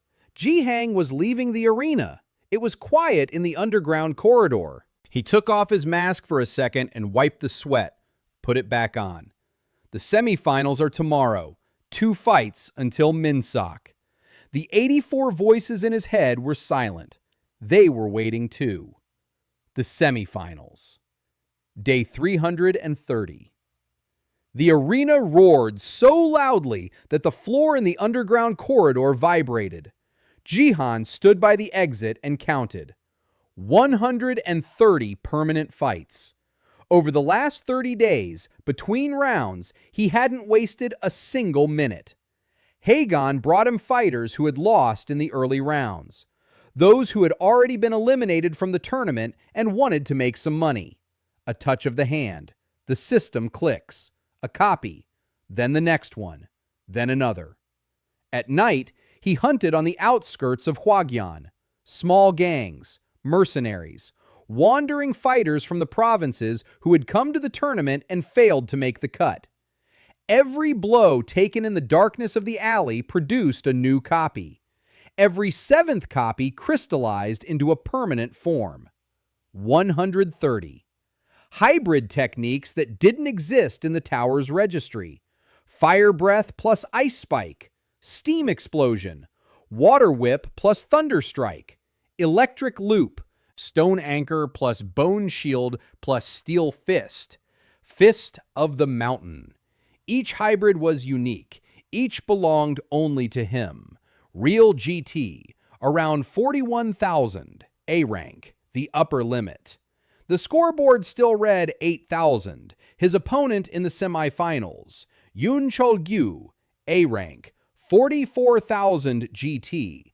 Heir to the Yun clan. The very same clan to which Hagyung belonged through a collateral line. Silver wind technique. Airflow control. Invisible blades of compressed air striking from all directions simultaneously. Zhihan knew this technique. He had copied the moon step from Hagyung in his very first battle with her.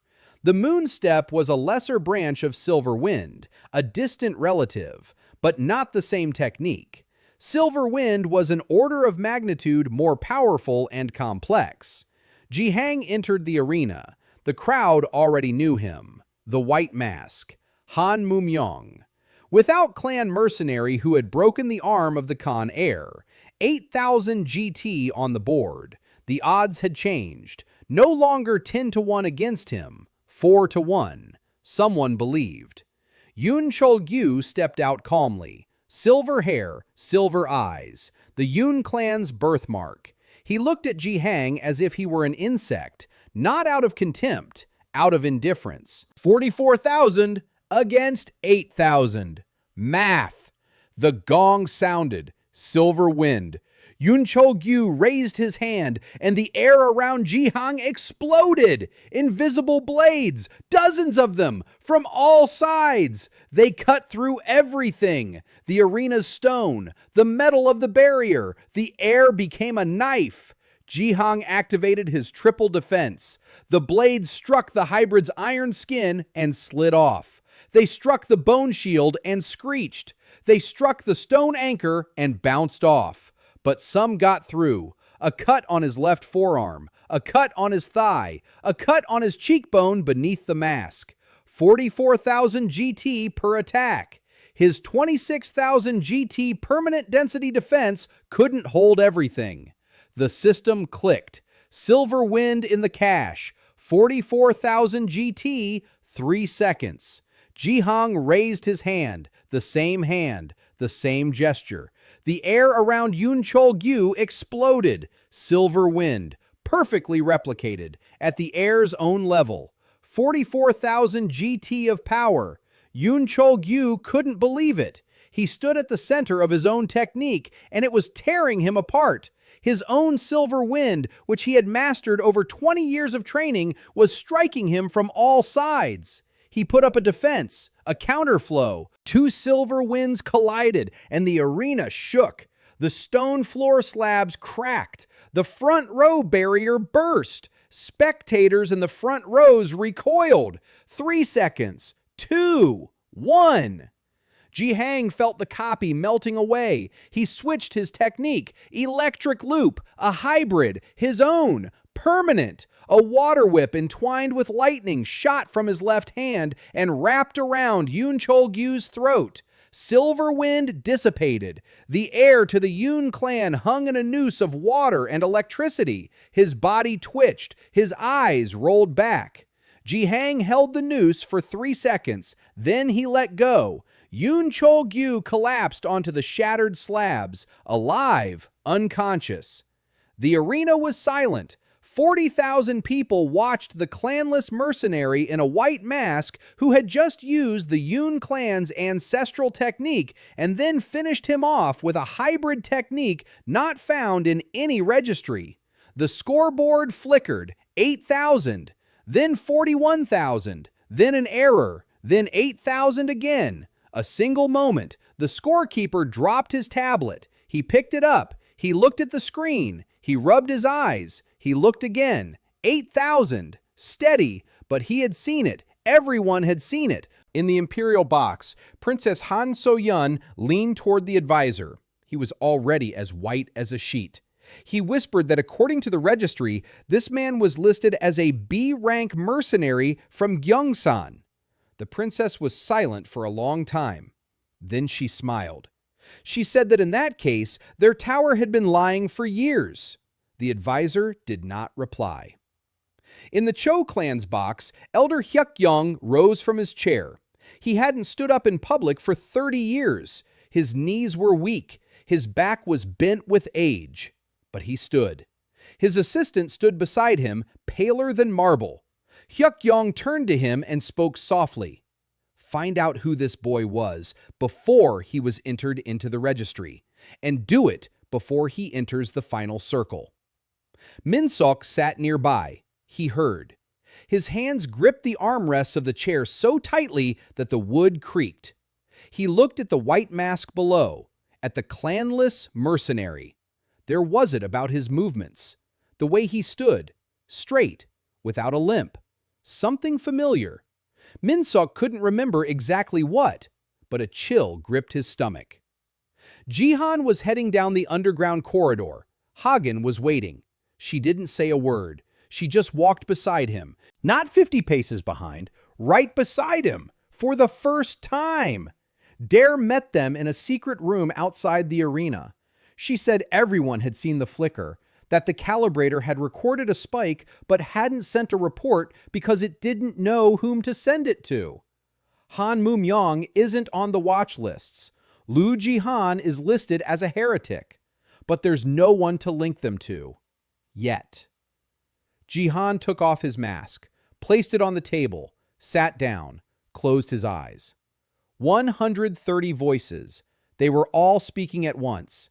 After a battle, they're always louder. Excitement, the echo of others' reflexes. Someone wanted to finish off the fallen. Someone wanted to run. Someone was crying. Zhihan reached for the thread of memory. White marble, ginger, a voice. The voices retreated, slowly, reluctantly, but they retreated. He opened his eyes, looked at Dare, asked when the final would be. She replied, tomorrow. He nodded, asked who his opponent was. Dare remained silent.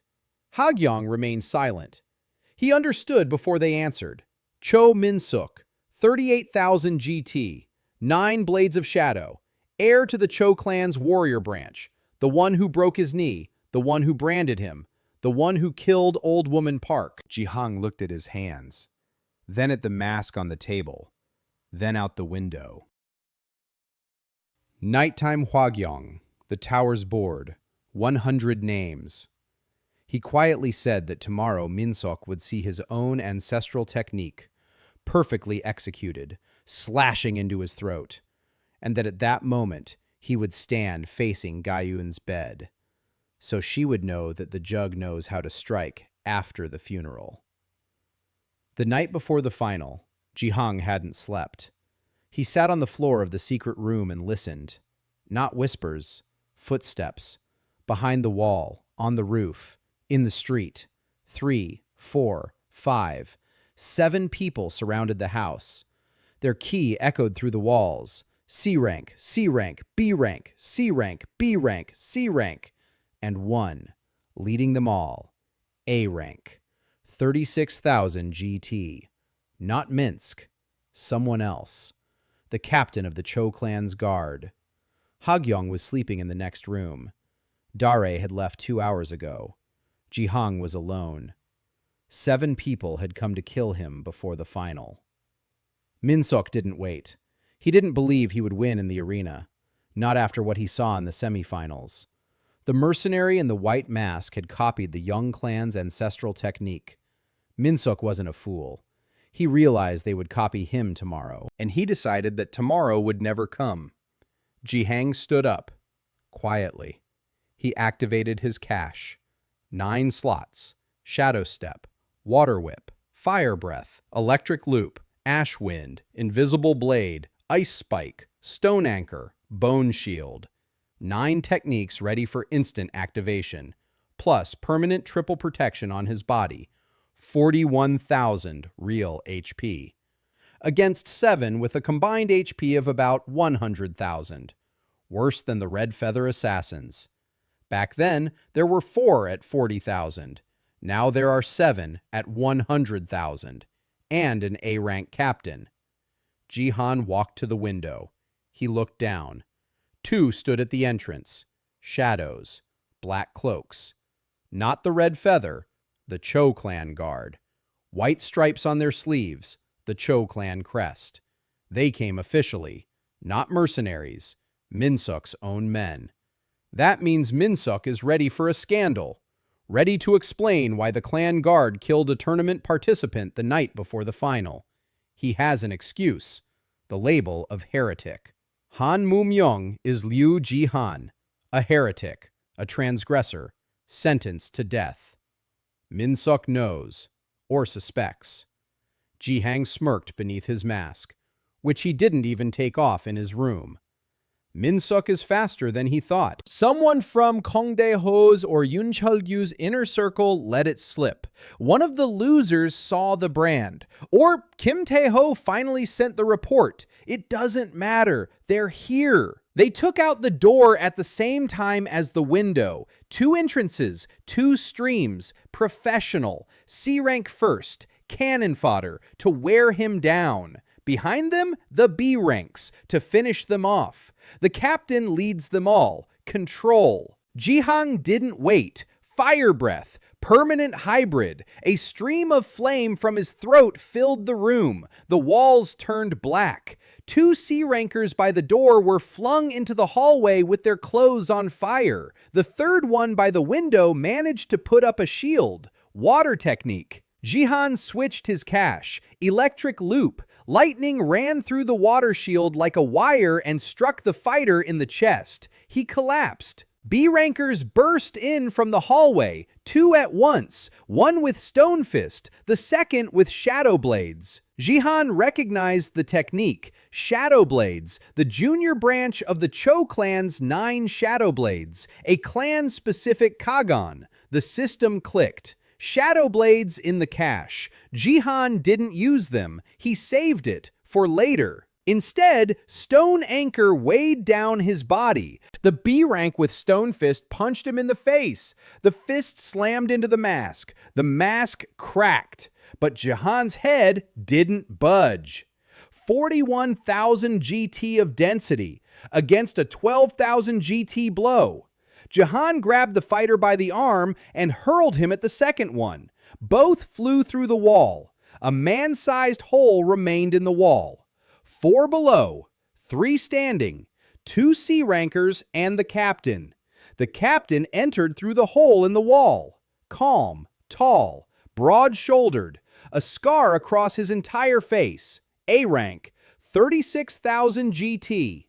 He looked at Zhihan and didn't see a B-rank mercenary. He saw a man who, in 8 seconds, had taken down 4 guards without receiving a single scratch. The captain activated his technique, 9 Blades of Shadow, full version. The Cho clan's ancestral kagon, 9 blades of pure shadow materialized in the air around him, each as long as an arm, each capable of cutting through stone. Zhihan froze. 9 blades of shadow. Min-suk's technique. The technique he had stayed up all night practicing for the past 330 days. He looked at the blades and calculated. The system clicked. 9 blades of shadow in the cache. 36,000 GT. 3 seconds. But Zhihan didn't activate them. Not here. Not now. Not against the captain. This technique is meant for one person, and that person is waiting for him tomorrow in the arena. Instead of the blades, Zhihan used steam explosion, a hybrid of fire and ice, permanent. A cloud of superheated steam filled the room. The captain couldn't see a thing. The steam burned his eyes. It choked his lungs. But the shadow blades worked without sight, by key trace. 9 blades struck simultaneously. Zhihan took 3 to the chest. The triple defense held. 2 more passed by. He deflected the remaining 4 with the water whip. Through the steam, he stepped forward. Shadow step. 3 meters. Behind the captain. Fist of the mountain. Triple ceiling. A single blow to the base of the skull. The captain fell face down. Not dead, unconscious. The 9 blades went out. Zhihan stood in the ruined room. The walls were blackened by fire. A hole in the wall. 7 bodies. All alive, all unconscious. Ha-gyong ran out of the next room, blades in her hands. She saw the carnage and stopped. She looked at Zhihan. His mask was cracked. The left half had fallen off. Half his face was exposed. The brand on his collarbone is hidden, but his face is not. Ha-gyong saw his face and saw something she hadn't seen before. He was smiling, quietly, coldly, like a man who had just received a gift he hadn't expected. He had received a copy of the 9 Blades of Shadow, not from Min-suk, from his captain. 1 copy out of 7. Not enough for a permanent one, but enough for 3 seconds tomorrow in the arena. 3 seconds during which Min-suk would see his ancestral technique in the hands of the void. Zhihan looked at Ha-gyong and said they needed to leave. Now. Min-suk would send a second group when the first didn't return. They left through the roof. Nighttime Hwagyong. Rain. The third safe house. Dare was already there. She could tell what had happened from Ha-gyong's face. Zhihan sat down. He took off the remains of his mask. He pulled a spare one out of his bag. Dare had anticipated this. 3 masks. He put on the second one, a white one, a simple one, just like the others. Tomorrow he would step into the arena and no one would know that tonight he had fought 7 guards of the Cho clan. No one except Min-suk, who would be waiting for news of Han Mumin's death and instead would see him in the arena. Alive, in a white mask, with the 9 Blades of Shadow technique in his arsenal. Zhihan closed his eyes. 130 voices fell silent. They were waiting for tomorrow, the finale, the 360th day after the exile. A year. Exactly a year since the day his knee cracked on the white marble. Zhihan stood in the arena's underground corridor and listened to the roar of 40,000 throats. He felt the pressure. Not sonic, ki pressure. 40,000 people were radiating ki simultaneously. Excitement, anticipation, thirst for blood. The Hwag was built so that the crowd's ki field would bear down on the fighters, an ancient architectural trick to crush the weak. Zhihan felt no pressure. The crowd's ki dust didn't notice 41,000 GT of real power. Cho Min-suk stood nearby in a separate corridor. Zhihan sensed him through the wall, but Min-suk's ki had changed. Not 38,000, more, denser, darker. Something had happened in the last few days, something Zhihan hadn't anticipated. Ha-gyong brought the information an hour before the sortie. After the failure of the night attack, Min-suk realized that Han Mumyong wasn't who he claimed to be. That 8,000 GT was a lie. that the mercenary in the white mask had taken down 7 guards, including Captain Aaron. Min-suk was frightened for the first time, and he did what Zhihan had foreseen in theory but hoped never to see in practice. Min-suk went to the elders of the Cho clan. He admitted his shame. He admitted that he could not defeat Han Mumyong with his own strength, and he asked for the forbidden blood technique, kagon, which breaks a fighter's body from the inside for the sake of power. The bearer's blood becomes fuel. Every drop of burned blood yields GT, a lot of GT, but the body is destroyed, irreversibly. After the fight, Min-suk will be disabled, or dead. He doesn't care. For the heir to the Cho clan, losing to a clanless mercenary in front of 40,000 spectators is worse than death. Hagyong said that Min-suk's new GT is estimated by intelligence to be around 62,000, upper limit of A rank, the threshold for S rank, 21,000 more than Zhihan. Zhihan did the math. 62,000 versus 41,000. A 1.5 to 1 advantage, plus 9 Blades of Shadow at the Master level, plus Forbidden Blood making Min-suk unpredictable, plus the frenzied mind of a fighter with nothing to lose. The math is bad. Zhihan smirked. The math had been bad from day one. 12 GT against the world. It doesn't get any worse than this. And yet, here he is. The gong. The gate rose. Zhihan stepped into the arena. The light hit his eyes. A white mask, simple clothes, no insignia. On the scoreboard, Han Mumyong, 8,000 GT, rank B. Min-suk stepped out from the other side of the arena. Zhihan saw him and stopped counting for a second. Min-suk had changed. His skin had darkened, not from a tan, from blood. Veins on his arms and neck bulged as black lines. His eyes, completely black, no whites visible. The forbidden blood technique had turned him into something halfway between a human and a weapon. He walked across the arena, and the stone beneath his feet cracked under the pressure of his ki. 62,000 GT roared so loudly that the spectators in the front rows recoiled. On the scoreboard, Cho Min-suk, 62,000 GT, rank A. The hall gasped. A month ago, he was at 38,000, a gain of 24,000 in a month. Everyone understood what that meant. Forbidden techniques, the price, life. The referee announced the fight. Zhihan stood his ground. Min-suk stood opposite him, 20 meters between them. Min-suk spoke. His voice was hoarse, not his own, a stranger's. Blood bubbled in his throat. He said he knew that Han Mumyong was no mercenary, that the mask hid the face of a heretic, that he didn't know which one exactly, but he knew it was an empty, that empties were never strong, that this is heresy, that he would kill the heresy today. Zhihan did not answer. Min-suk attacked. 9 Blades of Shadow, full power. 62,000 GT behind each blade. 9 black blades from the shadows pierced the air. Faster than the captain's, twice as fast. Each blade sliced through space. Not stone, space. Zhihan activated his triple defense and took the first blade in his shoulder. It passed through the hybrid's iron skin, through the bone shield, through the stone anchor. It stopped in the muscle, 2 fingers deep. Zhihan felt pain, real pain, for the first time in months. His defense hadn't fully withstood the 62,000 GT strike. The system clicked.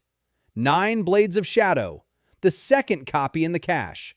The first was from the captain, now from Min-suk himself. More powerful, cleaner, 62,000, 3 seconds. Zhihan raised his hand.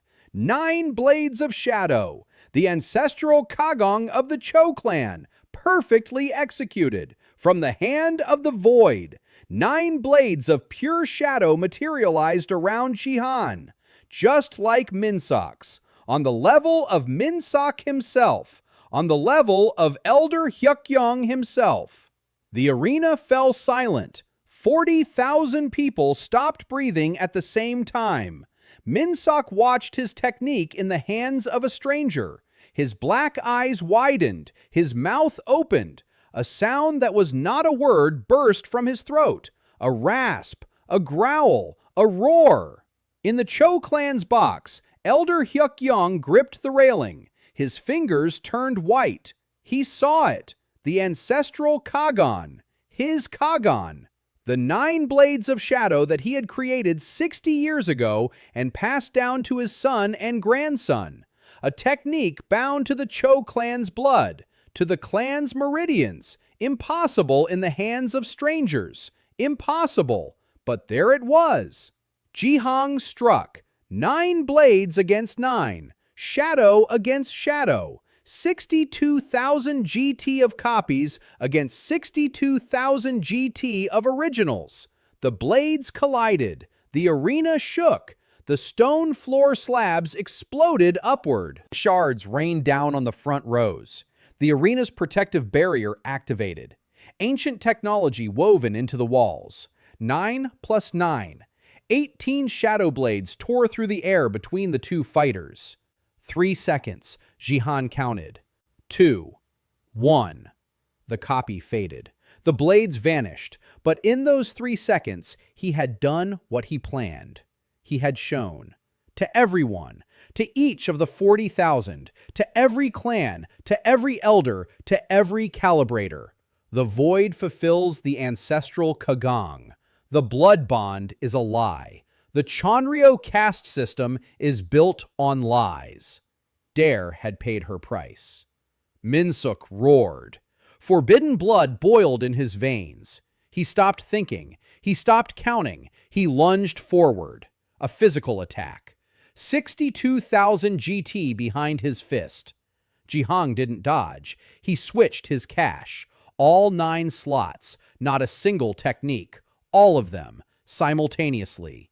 Cascading synergy. 130 permanents resonated inside his body. The hybrids merged. Fire and ice. Water and lightning. Stone and bone and steel. His actual GT jumped. Not 41,000, higher. Cascade. Resonance. The temporal adaptation system opened up fully. The calibrator on the display watched as the numbers climbed. 41,000. 58,000. 74,000. Error, error, error. The display broke. The screen flickered and went dark. 74,800 GT. The S-rank threshold. Min-sok's fist slammed into Zhihan's chest and stopped. Like hitting a wall, like hitting a mountain, like hitting the world. Min-sok didn't understand what had happened. His fist was lodged in Zhihan's chest and wouldn't budge. 62,000 GT of forbidden blood pressed forward. Zhihan's body didn't budge a millimeter. Min-sok struck with his other hand. A third blow, a fourth, each at 62,000 GT, each to the same chest. Zhihan stood. He took the blows. He didn't defend himself. He didn't dodge. He simply stood there and let Min-sok strike. And every blow reverberated as pain in Min-sok's hands, not in Zhihan's body. Zhihan waited. He counted. The forbidden blood technique was burning Min-sok from the inside. Every blow cost him a liter of life. The veins on his arms turned black and burst. Blood flowed from his eyes, from his ears, from his nose. 62,000 GT wasn't free. It was his life translated into numbers, and he was wasting it. Against a wall he couldn't break through. Zhihan counted the blows. 12, 20, 31. On the 32nd blow, Min-sok stopped. His arms hung limply. His knuckles were shattered. The skin on his fists had peeled back to the flesh. Black blood dripped onto the white slabs of the arena. He was breathing raggedly. 2 breaths per second. No, 3. His body was falling apart. The forbidden blood was burning him from the inside faster than he could strike. The arena was silent. 40,000 people watched as the heir to the Cho clan struck the clanless mercenary in the white mask and could not budge him. Zhihan lowered his gaze to Min-suk. Then he raised his hand. Slowly, he held up one finger. One strike. Min-suk understood. For a moment, his black eyes became human. Fear flashed in them.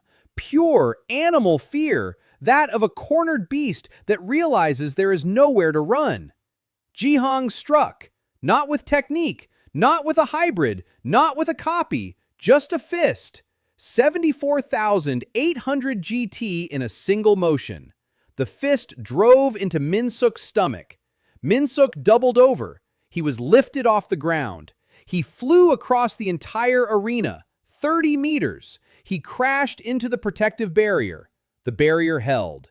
Min-suk did not. He slid down the wall and remained sitting. The blood from his mouth was black. His eyes rolled back. Then they returned. He was conscious.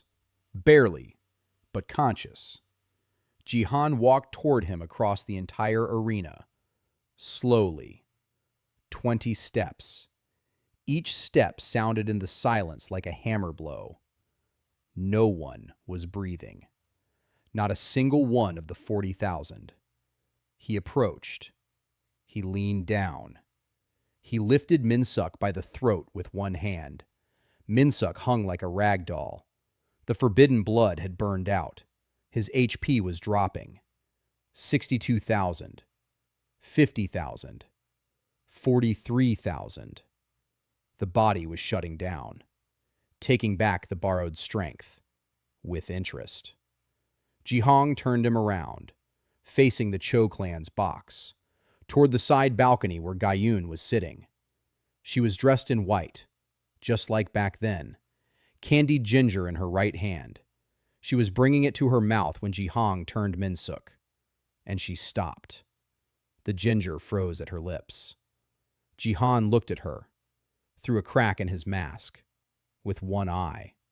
She couldn't see his face, but she saw her brother hanging in the hand of a clanless mercenary, black blood dripping from his fingers, his eyes fading.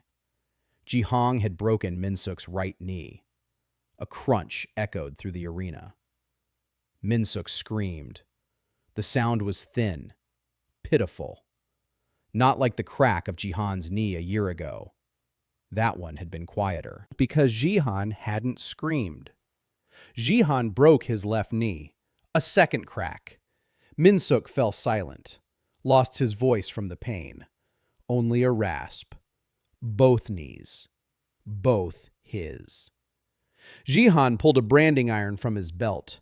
Not the real one, a copy. Dare had made it based on his description. The same shape, the same two characters. Property. But not Cho. A different character. Ryu. He heated the branding iron with fire breath and pressed it against Min-suk's collarbone. Min-suk flinched. The smell of burnt flesh rose above the arena. 40,000 people smelled it. The same smell. A year ago in the calibration hall. Now here. Zhihan released Min-suk.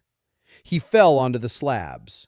2 broken knees, a brand on his collarbone. Alive. Zhihan left him alive. Not out of mercy, out of calculation. A dead enemy is a closed book. A living enemy with a brand and broken knees is a message. Everyone who sees Min-suk for the rest of their days will see the mark and remember this day. Zhihan turned toward the Cho clan's box.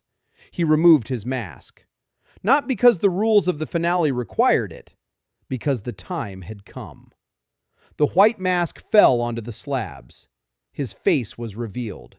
Young, thin, scars. 21 years lived as if 60. In the box, Gaiyun looked down.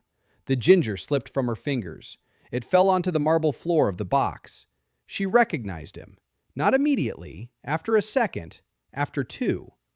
Liu Zhihan. Empty. F rank. 12 GT. The one who carried her books. The one who was as empty as a jug after a funeral. She stopped chewing. Zhihan looked at her. She looked at him. Between them lay the arena and 30 meters of height, and a year, and 46 scars, and a brand that no longer burned. He spoke softly. The arena's magic carried the sound, but he directed it toward her alone. He said she was right, that he was empty, like a jug after a funeral, and that she was right. It was her funeral. In the box, Elder Hyuk-young looked at Zhihan's face, but he saw another face, an old one, an ancient one, 200 years from the chronicles that the Cho clan erased. Ryu Do-hyun, the Emperor, the bearer of 1,000 techniques, the one whom the Cho clan betrayed and killed.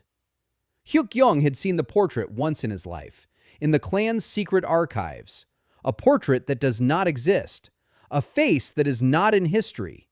And this face, the same cheekbones, the same eyes, the same jawline, 200 years later, Hyuk-young fell to his knees, in his own box, before the eyes of thousands of spectators.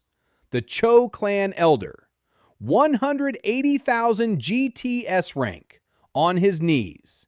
His assistant rushed to him. Hyuk-young pushed him away. He hadn't fallen from weakness. He had fallen from terror. Because he knew.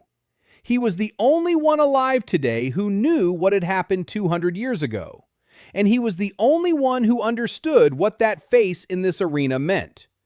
Princess Han So-yun in the Imperial box was looking at Hyuk-young, at his knees, at his face, then at Zhihan. She smiled. That is how those who see the world changing shape smile. The arena was still buzzing as Zhihan walked toward the underground corridor. 40,000 voices sounded like the roar of the sea.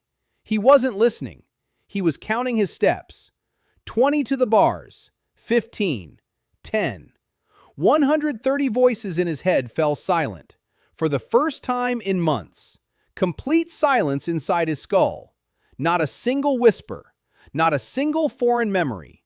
Not a single foreign habit. As if all the imprints had held their breath at once. The thread of memory flickered in a parallel structure. The image of Gaiyun with Ginger was clear, but now a second image lay beside it. A new one, Ginger falling from her fingers. He didn't record it in the thread. It recorded itself. 9 steps to the corridor. 8. Minsk lay behind him on the arena slabs. The Cho clan's medics were already running toward him. 2 broken knees. A brand on his collarbone, forbidden blood burned out in his veins. He would live, a cripple, just as Zhihan had been a cripple a year ago. Only Zhihan had something that Minsuk would not have, a system that lifts him up. 7 steps. 6. Gaiyun in the box did not move. Zhihan could feel her ki through the arena walls. 47,800 GT, the same reading as a year ago. She hadn't gotten stronger. She hadn't trained. The heiress of the Cho clan had no need for training. She had enough blood. Zhihan entered the corridor. The grate dropped behind him. Torches on the walls. Shadows. Silence. Ha-gyung was waiting at the turn. She stepped toward him, stopped, looked at his face, unmasked, exposed. Zhihan walked past her, not because he didn't see her, because it wasn't time yet. The anchor lives. Revenge is half complete.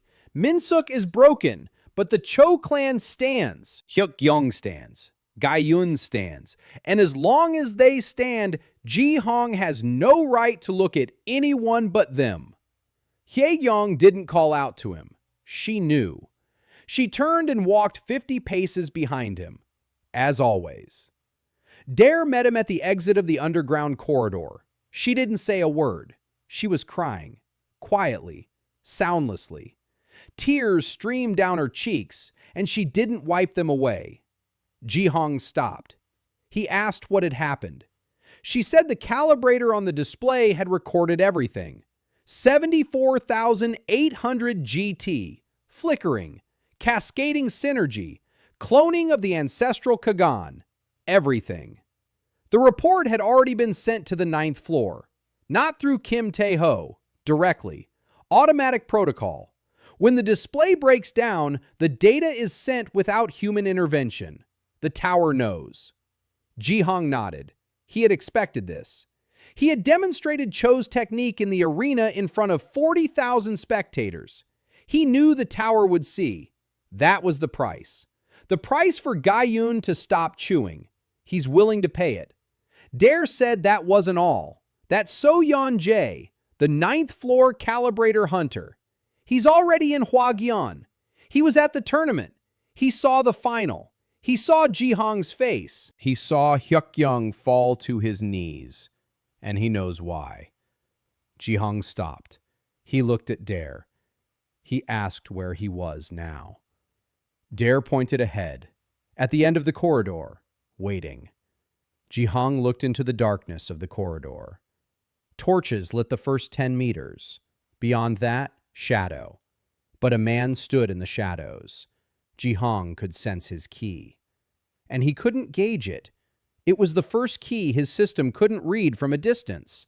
It didn't radiate. It didn't press down. It didn't flicker. It simply was.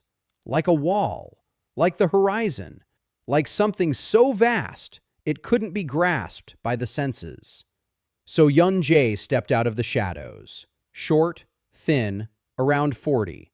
An ordinary face. Nothing remarkable. A calibrator's uniform, but without rank insignia. The 9th floor didn't wear insignia. He stopped 3 meters from Zhihan, looked at him for a long time. Then he did something Zhihan hadn't expected. He bowed, low, deep. The way one bows to an elder of the clan. The way one bows to blood. Zhihan didn't move. So Yan-jae straightened up. He spoke, quietly. His voice was as smooth as the surface of a lake on a windless day. He said that Zhihan's ancestor had killed his ancestor in this very arena 200 years ago. That the tower had been waiting for a return. That the 9th floor did not exist to destroy anomalies. That was a cover. The 9th floor existed to wait for the true heir of Liu Zhihan.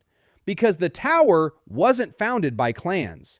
The tower was founded by Zhihan himself before his death, as a safeguard, as a beacon for the one who would come after him. The 17 echoes that the tower had destroyed over 200 years weren't heirs. They were fakes, mutations, fragments of others' copies. The true heir had to do one thing that none of the 17 could do. Copy the ancestral kagon and display it in the Huaguan arena before the very clan to which it belongs. Publicly, openly, so that the world could see. That was the key. The activation code embedded by Zhihan 200 years ago. And Zhihan had just entered it. Zhihan listened and counted. Not GT, not steps, not seconds. He counted the lies. How many lies had fit into 200 years? The clans lied that the kagon was bound to blood. The tower lied that it measured power. The 9th floor lied that it hunted anomalies. And together, they all lied that Liu Zhihan was a usurper. So Yan-jae said that wasn't all.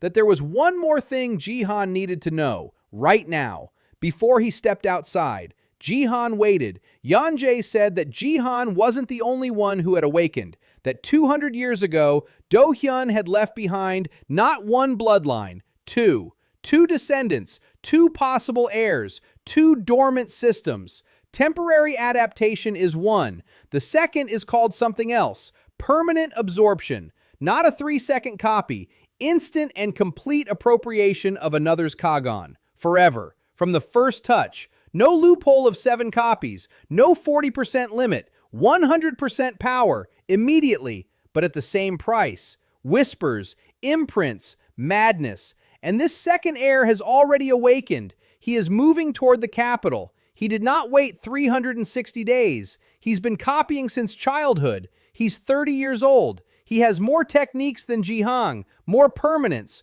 more GT, And unlike Zhihan, he doesn't remember who he is. His identity dissolved into others' imprints 10 years ago. He is no longer a person. He is a collection.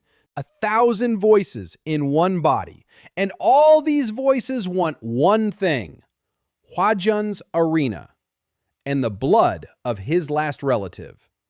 So Yunjie fell silent. Zhihan stood in the dark corridor, and for the first time all day, stopped hearing other people's voices in his head. All 130 imprints fell silent at once. They didn't fade away. They didn't retreat. They fell silent, just as people fall silent when they hear footsteps behind the door and know who is coming. Zhihan understood. They had recognized him. The foreign imprints in his head had recognized the one approaching, and they were frightened. He closed his eyes, opened them. He looked at So Yunjie. He asked one thing: a name. Yunjie shook his head. He said there was no name, that he had lost it along with his identity, that the tower called him the second, just the second. Zhihan turned around. He walked toward the exit. Huagyong was waiting. Dare was waiting. Nighttime Huagyong was waiting outside the door. The tower's display flickered above the rooftops. 100 names, 100 numbers. But at the very bottom, a new name was flashing. Han Myung-han, 74,800 GT. The display updated automatically. All of Huagyong could see it. Zhihan stepped out onto the street. The night air was cold. The stars burned steadily. He looked up at the sky and thought that a year ago he had been lying in the mud of an alley with a broken knee and 12 GT on paper. Now his name was glowing on the tower's display. A fake name, but it was shining. He pulled a small bag of kyungto leaves from his bosom. He sniffed it. The scent of childhood. Old Woman Park. The only person who called him by name. He put the bag away. He looked south, where the second was walking there. 1,000 techniques. 0 personality. A mirror of what Zhihan could have become if he'd lost his anchor. He summoned the thread of memory. White marble, ginger falling from Gayun's fingers. The image burned evenly and brightly. The anchor is in place. He said it quietly, steadily, without malice, without fear. He said he had copied Minsuk, copied Hyukyong. She remained, the last one, just as he promised. Then he added one more thing, quieter, so that no one heard. He said that the second could remember more techniques, but Zhihan remembers one thing, a face.